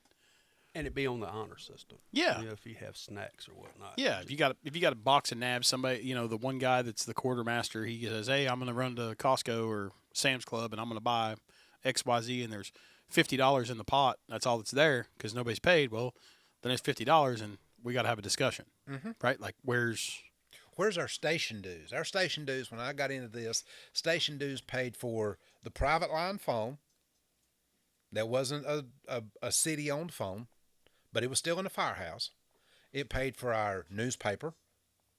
We didn't have internet then. It paid for coffee. Sugar and creamer was extra. That's where I learned to drink my coffee black. That's right. Like a real man. because Skippy's a tight ass. That's beside the point. So, John, what did we pay? What was our dues a month? We got DirecTV for every room, and we had internet. Yeah, that was like $50 a month. That was the DirecTV, all the sports channels, And all of our house goods. and our house stuff. Yeah. Yeah. And you know what we found out? That most guys didn't even spend time watching TV. Well, you get the you would have your stuff. We would have the ABC refrigerators, and sometimes you have to raid other refrigerators to get what you need. But We locked that sumbitch up one time. I know a guy who he was tired of drinking his Dr. Peppers, and he put a refrigerator in his room with a lock on it. Yeah. To prove a point, because he could. I know a shift. I did that. I don't care. You sons of bitches were drinking on my Dr. Pepper back when I was on the Dr. Pepper thing. No, I was a Mountain Dew man. I know you drank my Dr. Pepper, Jeez. motherfucker. I know you did. Well, it's just something about the damn vanilla and the whatever. Drink it slow. 72 other flavors. 23. Doctor said drink it slow. These son of bitches, they did. They'd go in and they would, raid my stuff. And I was like, this is ridiculous. So I went to the old man and I said, hey, I want to put a refrigerator in my room. He says, I don't give a shit. So I did. And put a lock on it. And then some bitches picked the lock. You're an ass. Well, We were training. we, through the lock. With my own fucking tools. To me, does it matter whose Halligan tool it is, engine or truck? Use the tool there. Yeah, well, they use my tools. For Well, sure. My little bag. Yeah, sons of bitches. I know a shift in a department at a station that locked up their food pantry, and it was always the aspect of I think it should be in the firehouse. All right, you need sugar or something. You go to B shift's locker, you'll go to C shift's locker. Just replace it. Well, it got to be, and this is what great shift wars are made of. They thought it would be something to put a lock on their door, yet they didn't look and realize that the hinges of the door were on the outside. Oh, awesome. So the group took the hinges off the door, cleaned out their food locker, and put the door back up. We had a full jar of peanut butter when we left. And the jar wasn't even there, bro. You know what's crazy, though, about firehouse life? You could literally lay $500 on the kitchen table, and guys will wipe around it to not touch it. But you leave sugar, tea, anything out. A piece of cake. Firemen will eat an entire chocolate cake except for one little sliver.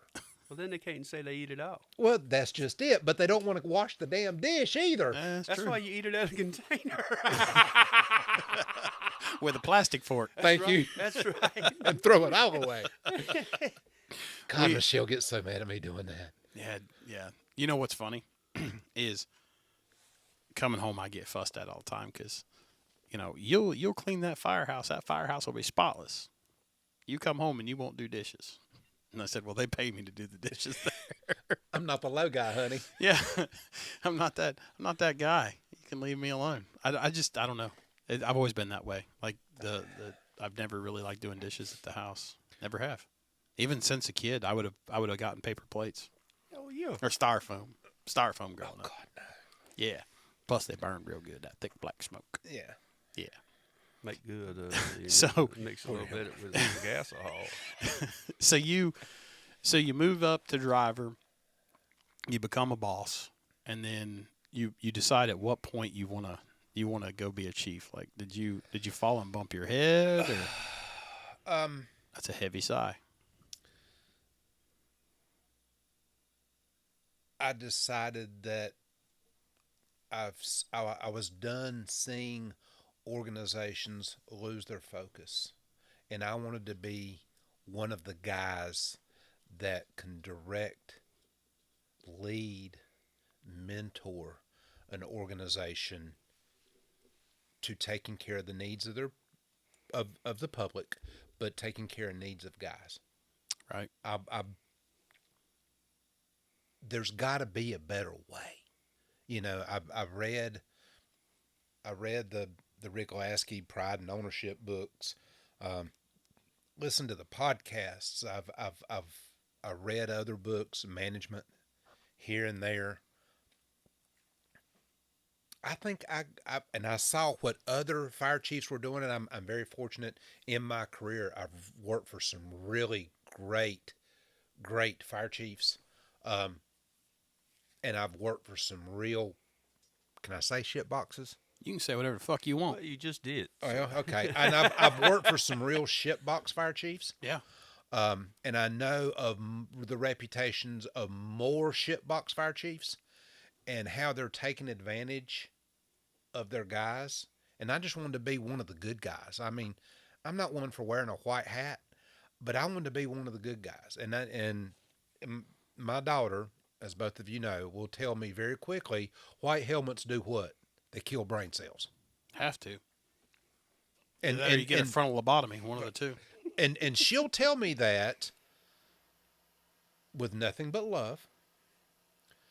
But I wanted to be one of the good guys. I wanted to be one of the ones I wanted to be the one that's stirring the pot, that's creating the environment where people want to come. They want to come to work here. It may not be a department that runs 35,000 calls a year. But I wanted to be the chief of an organization that guys are happy, guys are firemen, they're treated like firemen, they're expected to do the job of a fireman. And I don't want that adjective to upset any females in this craft, because they're just as important. Do your job. Right. Do your job. Get yourself physically fit, because that's the thing about it. This job is not hard. It is physically demanding. Yep. And it does not give a crap if you're male or female. You got to be able to do the job. Do you think that we've had a run of some really shitbang calls? Do you think that back in the day you ran as many shithouse calls as we run present day? Meaning society, like the stabbings, the shootings, the high velocity motor vehicle collisions. Cars were built different back then. Houses were built different back then.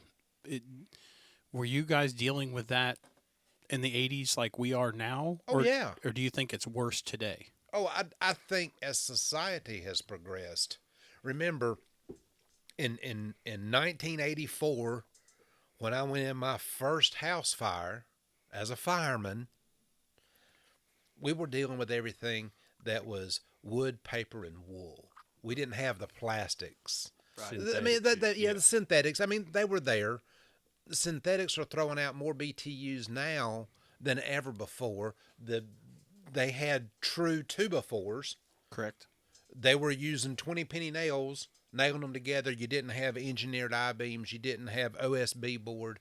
You didn't have gypsum board that was being utilized inside. We had the calls, and the area where I grew up, we had mobile homes. I like a good mobile home fire. I like a good I cut my teeth on a good mobile home fire. But it also taught me a lot about fire dynamics and fire behavior that I didn't realize I was learning at the time. And what we've been taught about that aspect of watching the color of the smoke, volume, velocity, color, density as we go through it. Mobile home fire will teach you that, because mobile homes are tight. If they're built right, they're tight. The older ones were better. Oh yeah. The new ones are sardine cans and toothpicks. Yeah, they're they're like 1x2s. They're small. The old mobile homes, the old ones. Oh yeah. They were built. Yeah, they were built. No, it's interesting. We had the dynamic of calls that we do today. When we had a house fire, it was nothing to wear a 30-minute air pack, and you could go in and make a push till your bottle went off, till your bell went off. And it was truly a bell.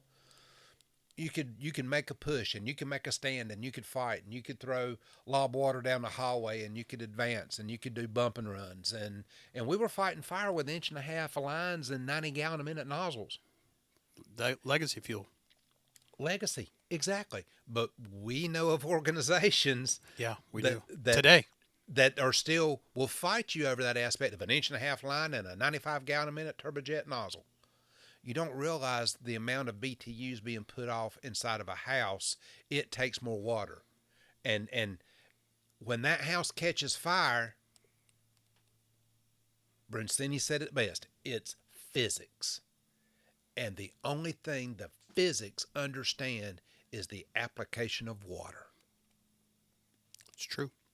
So why are we not pulling larger diameter lines? We got to have more water, utilizing nozzles that will allow us to flow more water, but let's not skeet water at smoke. Let's go to the base of the fire and put the fire out.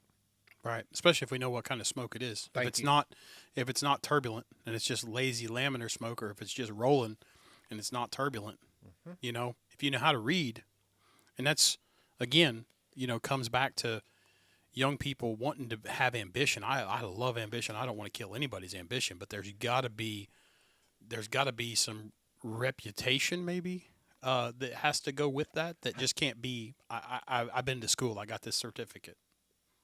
And what is a certificate? It's a proof of a minimum standard. That you've met. Holy cow! Here we go again. We're talking about standards. We're talking about standards and expectations and objectives. You took a class. You listened or guessed well on the test that you passed a physical application, i.e., a practical, and then a cognitive written test. Does that make you, just because you've got that you are a certified firefighter, what does that certification do? Get you in the door, most places. Okay. But is that not an elimination of liability? I don't know. That you've been trained or you've met a minimum standard? Does the city of New York have a state-supported certification process? To this day, yes. 10 years ago, no. Exactly. But they kill less firemen than we kill, and they go to more fires. But they also have air management. You get one cylinder. You get a bunch of people, and they're staffed properly because of the population density. So there is there's something to be said for that. But their recruit school also teaches you their way. They completely break you down and build you up the way that they want you to do it. And then when you get in, there's still the tradition in the houses, because the houses are run by men or women, but they're run by men. If that that know the history and where they want to be as a job. And presently, I think that some smaller agencies, they're so desperate for help that they'll take that guy with a certification, because I can tell you, I could walk you right down to somebody right now who is certified out the yin-yang but can't catch a hydrant. Now, how does that happen? How does that happen? That goes back to the component of training officers. And now when I say component, I mean group of. I feel sure they didn't have one person that taught their classes. Sure.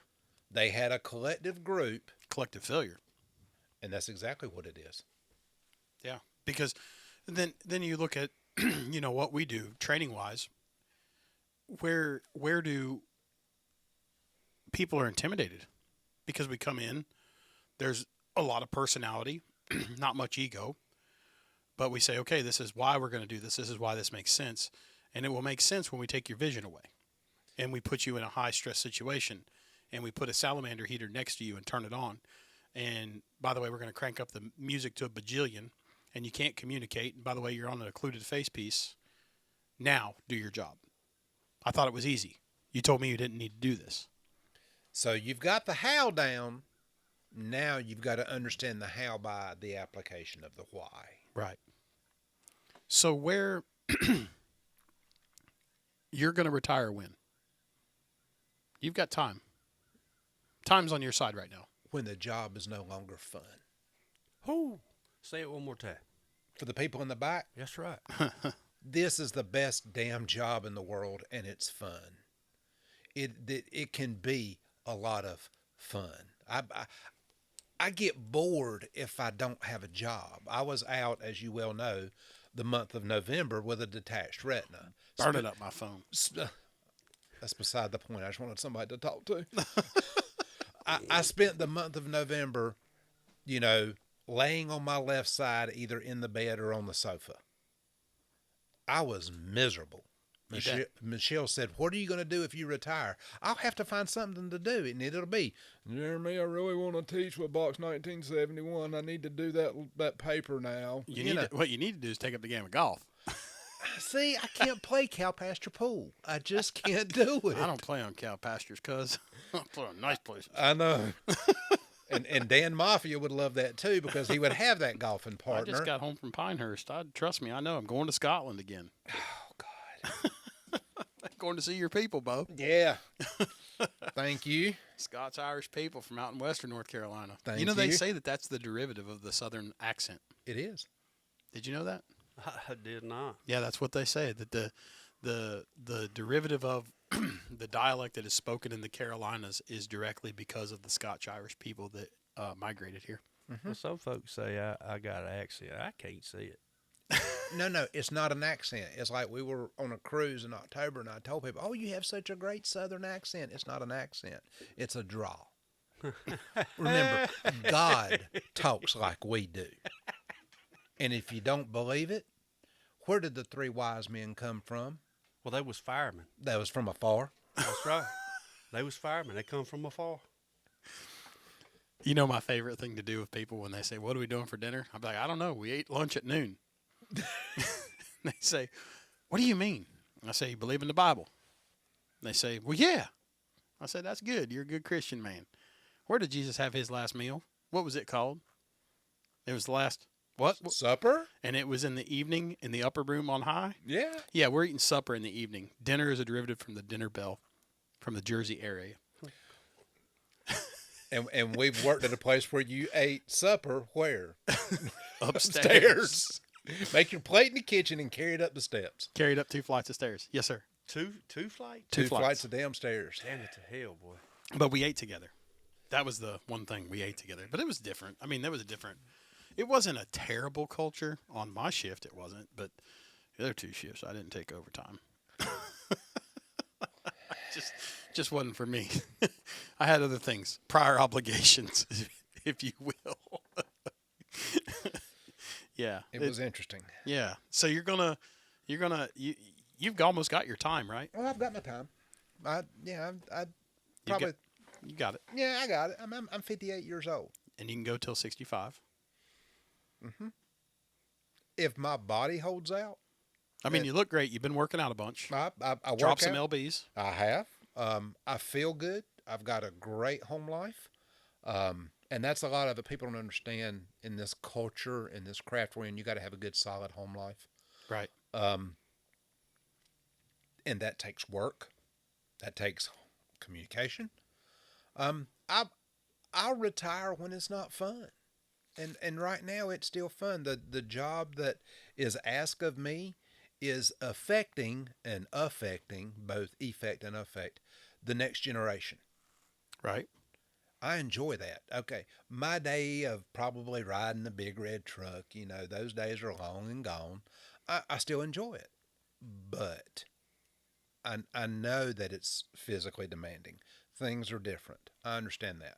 But if I can take 10, 12, 15, 17 recruits and open their mind that this is not what you see on TV or what you see on YouTube or what you see on Instagram. This is a whole different world you've just stepped into. Right. I wish the public would see that.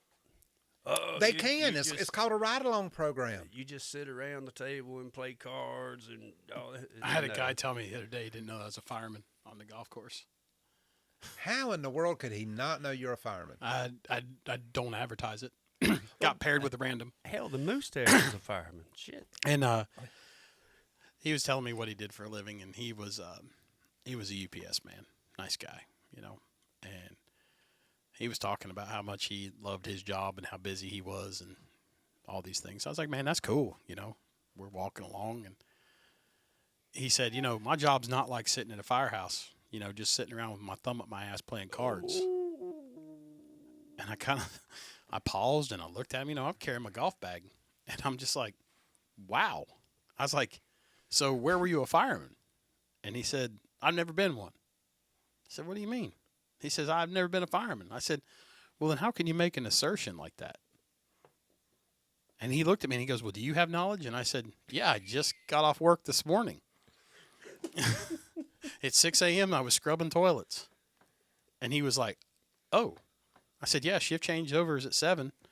I said, we go to the gym every morning. We have a daily training regimen that we have to do. Like, we have to conduct so many hours of physical training for the job. I said, it's sweat equity. Yeah, this is not, we don't sit around. I said, I said, I don't know how to explain this to you in any other way, but you pay me for what I'm willing to do, not what I do. And he kind of looked at me and he says, what does that mean? And I said, buddy, you think of me as something you've bought and paid for. You've bought and paid for it, and it's sitting on the shelf. You know where it's at. You know that it's going to come when you need it. And all you have to do is call. And we're coming. 5 to 7 minutes. right? And he was like, I never looked at it like that. I said, well, I can tell you that when I sleep at the firehouse, I do not sleep sound. I don't. I just don't. I can hear anytime somebody gets up and goes down the hallway to take a pee.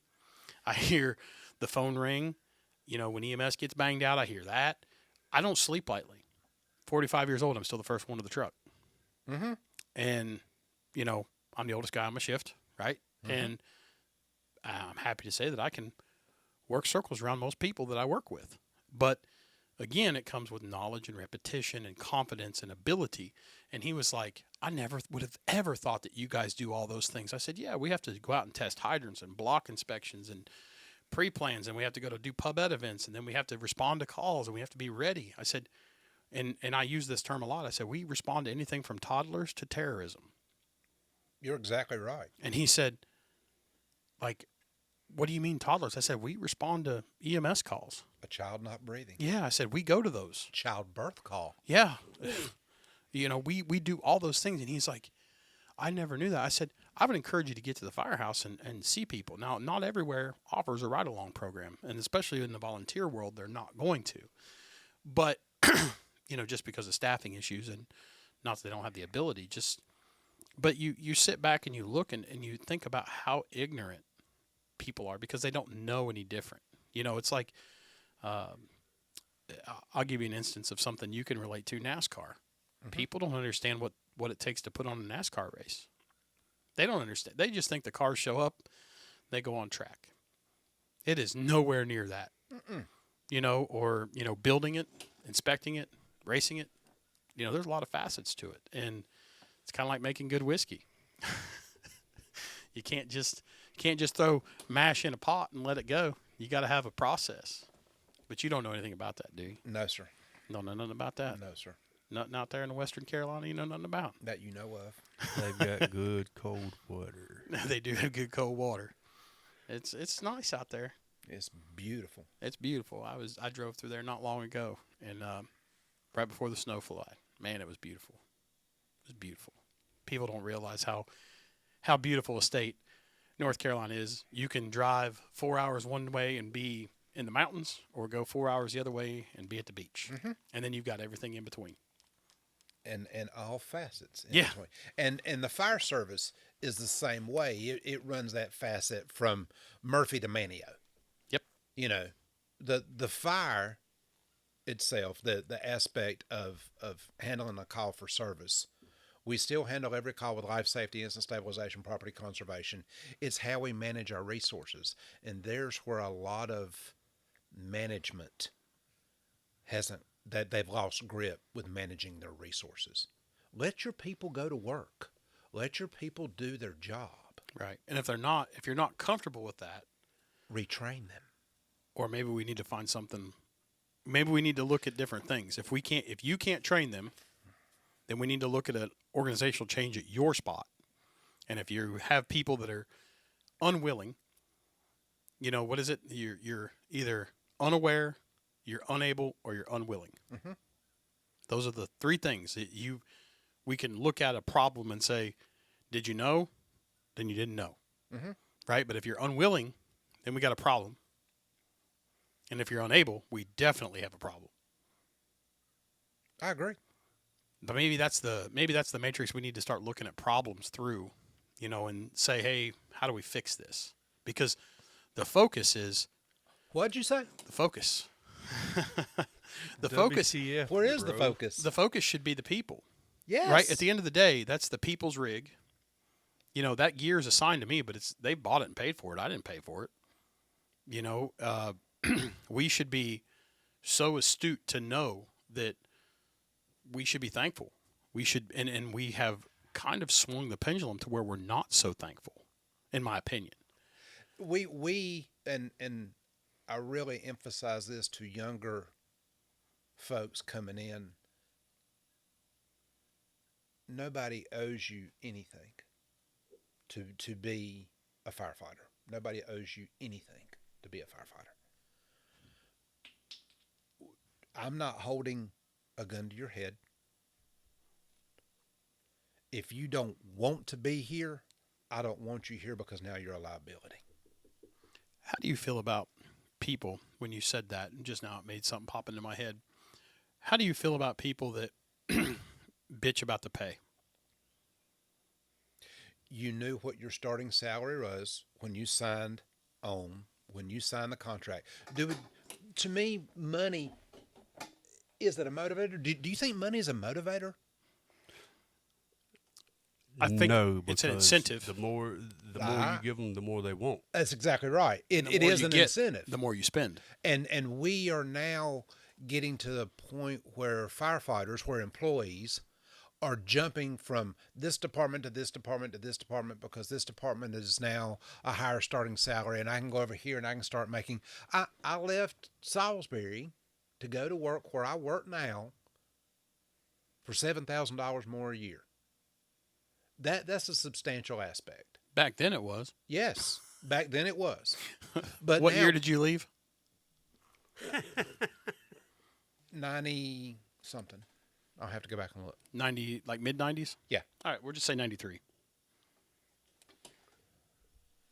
Go ahead. And I feel that money has gotten to the point where, yes, it's an incentive, but it's not a motivator because the people are going to do. If you give a guy, if they come across the board with a cost of living adjustment or a COLA raise, a 3% COLA raise for whatever your salary is, next year they're going to want what? Another 3 to a 4%. Mm-hmm. The next year they're going to want what? A 4 to a 4.5%. And I'm not saying don't pay your people a comparable salary range, and you have to, and it's kind of like speaking with a forked tongue here. Right. You got to make sure your people are being compensated monetarily a fair and equitable wage, but to ensure that they want to stay, you create that environment where they want to be, Where they won't leave. Right. And just so anyone listening, from 1993, $7,000 worth almost $16,000 today. So if you told a fireman today that he's going to make $16,000 more by going up the street, he's probably going to go. Unless he really feels appreciated and he's in an environment that he likes to be in. When I first decided to be a fire chief, I applied around to some smaller towns in North Carolina, and it was for more money than what I was making. But I thought, no. I'm happy doing what I'm doing right. It just wasn't the fit yet. Sure. When I found, I went to work in Eastern North Carolina, was a good fit. And for the 4 or 5 years I was down there, we started an inspection program where there wasn't one, a full-time inspector program. So you created more staffing. And started to move that organization forward. They had part-time fire inspector, but a full-time fire inspection program that was I went in with the philosophy of a full-service fire service. We did a renovation on a station where guys were not having to take a shower in the bay in a wooden homemade shower stall. Wow. There's a fire department in West Virginia where they showered on pallets. Mm-hmm. Literally, they would change out pallets every week. We had the ability to provide a brand new engine, where the department hasn't had an engine in 20, hasn't had a new piece of apparatus in 20 years, front line. We were able to increase full-time staffing and improve the insurance rating. It's pretty successful. 5 years. Less than 5 years. That's what do they call that? Strategic plan? Yeah, that's what I was thinking Yeah, of. that's what we're thinking about. Yeah. Now you're making me sound like a fire chief, but that's a strategic plan. That was that conscientious, holistic look, and we're now doing what? Continuous improvement. Did we do it all overnight? No, we didn't do it all overnight. It was a continuous improvement process. It was a great big pie, and we took little pieces out of it. Didn't wash the dish. And yeah, no, truck company will wash the dish. So Well, they ain't got nothing else to do. that's No, that's That's good. That's a good way to look at things. You know, that continuous improvement plan. A lot of people think that they need to go in and change it overnight. And there's some things we can change overnight. Mm-hmm. You know, you want to make a hose and nozzle adjustment. Okay, that's easy. You call your supplier and say, "Send me it," right? Mm-hmm. The bill. You send them a check and it's done. Ordering a fire apparatus is now what, 3 years out, Easy. and over $1.5 million now. Easy. A pumper will. You mean, of course, you can buy. Different manufacturers charge Sure. different amounts. Of course, it's just like buying Ford or Chevrolet. But people don't realize a fire engine is a work truck. It's a work truck. Why are fire engines red? Because red was the most expensive color of paint many years ago, and communities were very proud of their fire engines, so they painted them red, and it's the color of courage and valor. But it goes back to that same aspect of understanding that they're expensive, but it is a work truck. Make it a work truck. Don't, have some pride in it. Right. Take some pride in it. How do you feel about this whole thing of, like, it's the middle of winter, they just brine the roads or whatever. We need to wash the rig every day? Wash the rig when it's dirty. That's your driver's responsibility. I don't want to walk out and take my finger and go, good God. Right.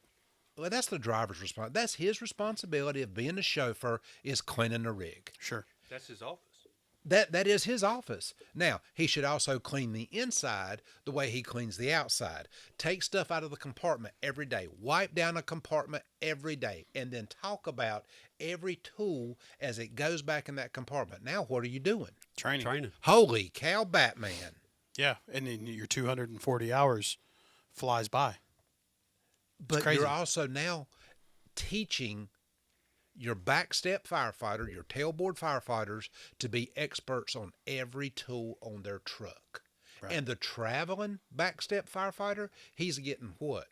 He's getting an education on this piece of apparatus, so when he travels back next month, hopefully he will retain. Hopefully.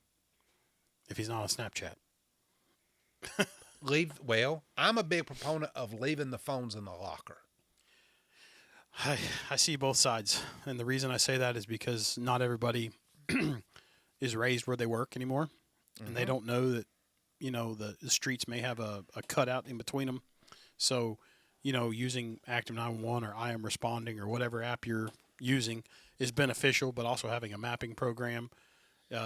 Some people can access a CAD on their phone and see real-time call notes. Mm-hmm. I'm okay with that. But we should have people that have the ability to make a decision to say, I probably shouldn't be on my phone taking a picture. If I'm driving a fire truck to an orange glow in the sky, I'm going to a fire.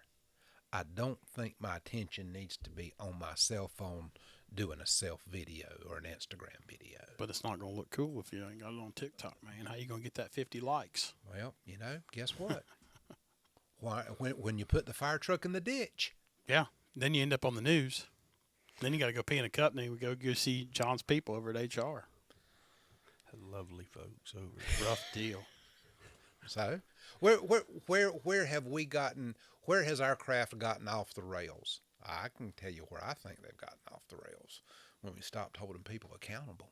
Oh, accountability. Specifically, why were you driving the truck to a call for service where you looked up in the radio traffic, you dictated there's an orange glow in the sky, and you put the truck in the ditch? Why did you have your phone out, and why were you not driving with both hands on the wheel? And why were you not doing something that's called common sense? And all that just got videoed. Yeah. I mean, everybody now, we worked a fatal wreck not long ago, and there was probably 50 cell phones on us. Of course. And everybody's got, and that's the big thing, is moving with a purpose and getting off and knowing your job and your game plan. We get seconds, mere seconds, sometimes milliseconds to make a decision. And it's life and death. And it is a true life or death situation. Yeah. And we don't have time in a capsule, to sit back and say, oh, okay, we have to draw from experience and say, this is going to work, this isn't going to work, this is how we're going to do it. And we formulate that game plan and we go. Mm-hmm. Everybody else, including chiefs alike, have the ability to sit back and look at things and dissect it, and the paralysis of overanalysis comes in. I think that's where we've kind of lost our way, was where we've allowed people that don't have the same fire ground experience, and I say fire ground on any call for service. They make decisions in a vacuum because they're able to dissect and take apart and look at things in hours and minutes, and we literally have milliseconds. You know, I don't know if we've lost trust in the job from management. I don't know how that, but, and I'm not speaking about present employers. I'm just saying as a job in whole, that we've lost the ability for people to have that ability to make a decision, and then be able to articulate, what were you thinking right there? This is why we did what we did. Okay, then there's a guideline. Tell me what you're thinking. You deviated from the guideline. Why did you deviate from the guideline? Well, this was my thought process. Okay, now if it's not conducive to the objective, how do we retrain that person? Fair. I mean, as long as it wasn't blatant and wantful. Like utilizing your cell phone, doing a selfie video as you're driving a fire truck to a call for service. You put your phone in a cradle, and it, you buy a cradle for the rig, or put it in a cup holder, and it's giving you, because there's valuable information, hydrants, and, if you're going to a second due fire or a mutual aid fire, your second due area, you may not be as familiar with it. You may have a covering chauffeur. Those things are important, to be able to relay real-time information. And I think that, now as a job, we have become so scrutinized from management that it almost isn't fun anymore to a lot of people. To a lot of people, they don't enjoy it. JP talked about people not leaving the job because they don't like the work. They're leaving because of bad management. Make an environment where people want to be there. Management is management. We have to have a boss. We have to have somebody that's in charge. We have to have that person who's doing the budget. But do they really understand? Are they coming from us? Do you think the fire service has shot our own self in the foot by taking the philosophy of we run it like a business? I think so. Because we're not a business. We're an essential service. Who needs the concept? Who needs to keep the mindset of running it like a business, though? Do you think anybody does? The 5 collar, the guy with 5 on his collar. But he should also be grounded enough for any would-be chiefs out there, or chiefs that are presently. You need to have the ability to. You're not only just the administrator. You're still a fireman first. Somebody's got to be in charge of the nut house, right? Oh yeah, the inmates can't run the asylum, and we've seen that. Yeah, firsthand. Somebody's got to be in charge. Yeah. Somebody's got to be in charge. And at the end of the day, when the state shows up or NIOS shows up, they don't care to talk to the inmates. They want to talk to the man. That's right. And the man's the only one that matters. So. And what's the first thing they're going to want to see? It depends on what they're looking for. Exactly. If it's a fatality fire, Records. If they're wanting that, they're going to want PPE, training records, and personnel files right off the rip. Exactly. They're not gonna care about what John Roy thought of Billy Bob. For that noise right there, that's Chief lighting his cigar back up. He gave it a break. He got that jet lighter out. Boy, he was giving her hell. Well, Chief, I do have a question. You were talking about budgeting. That sucks. As a chief, would you, I guess, delegate to your officers, where a captain is in charge of, say, PPE, and an officer is in charge of truck maintenance, and down the shift or down the line? What do you think about that, and how would that benefit the station as a whole? When you start doing things like that, you're now establishing a succession plan. Oh. You are looking at taking his concept for business, taking his concept for mechanically inclined, i.e., apparatus, air packs. What's it going to take to get this organization to run? I don't have to do, and this is not an oxymoron, I don't have to be involved in everything. I just have to be able to manage everything.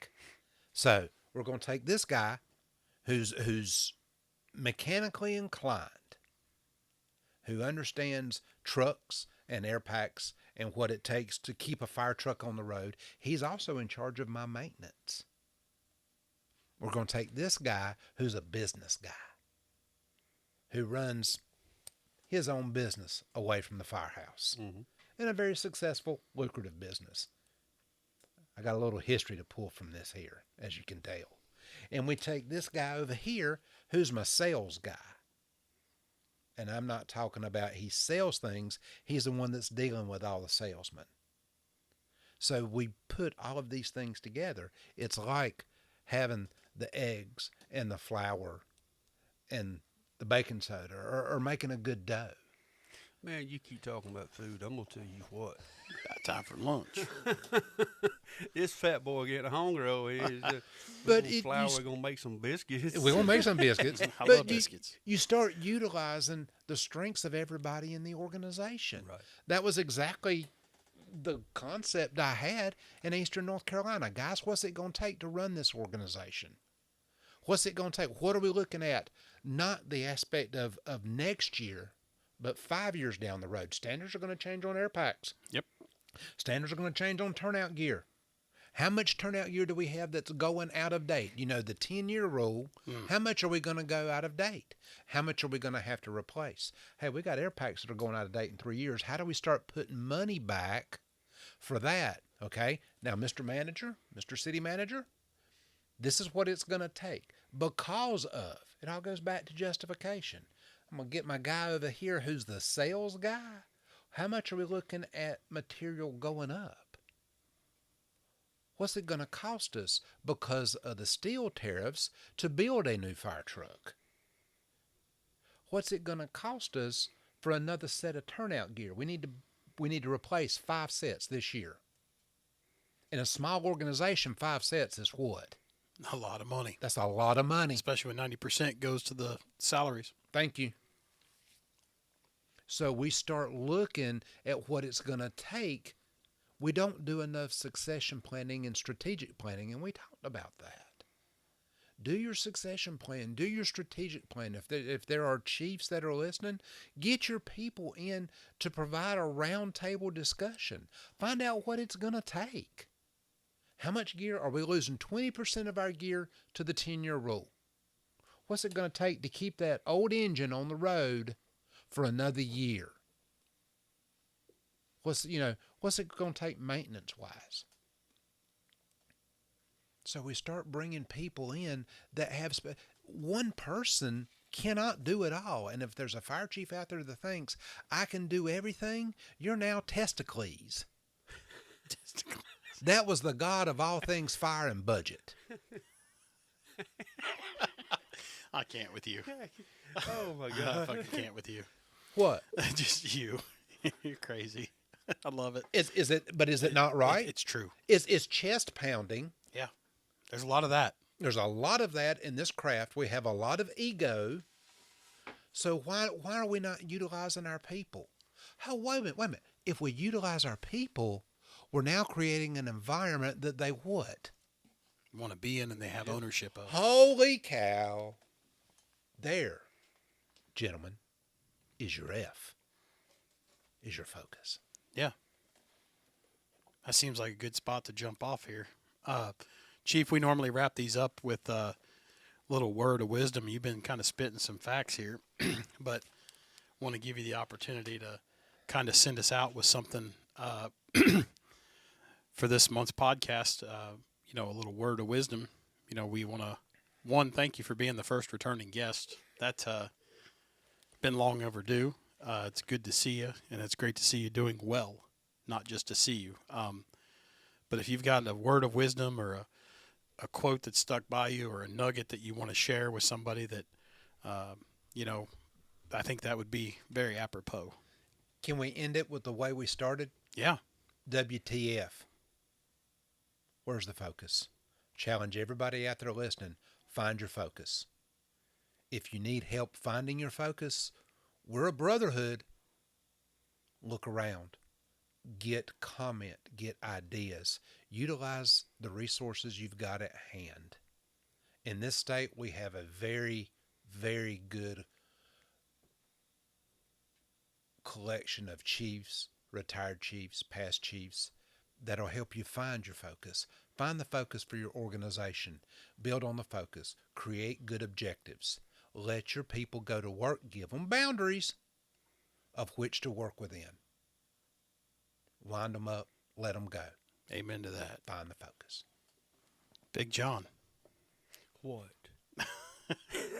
John said he hungry. I did.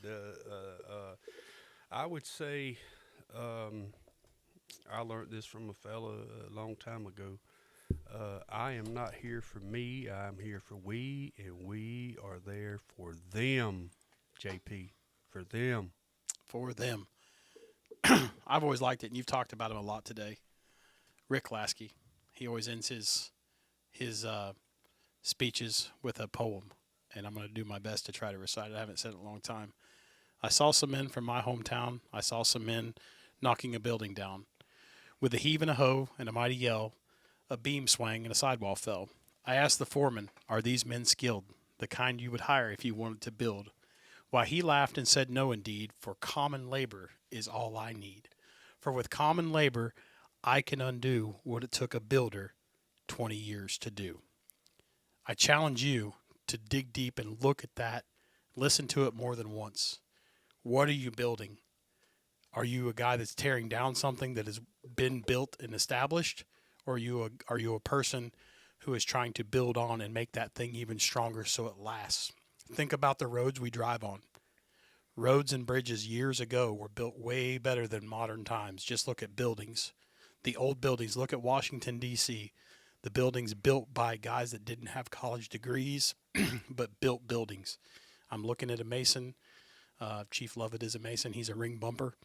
And those guys, they love to build buildings and build things. But we do appreciate you turning into the Halligans and Half Wheels podcast, brought to you by Box 1971. Remember to train hard. We are all that they have.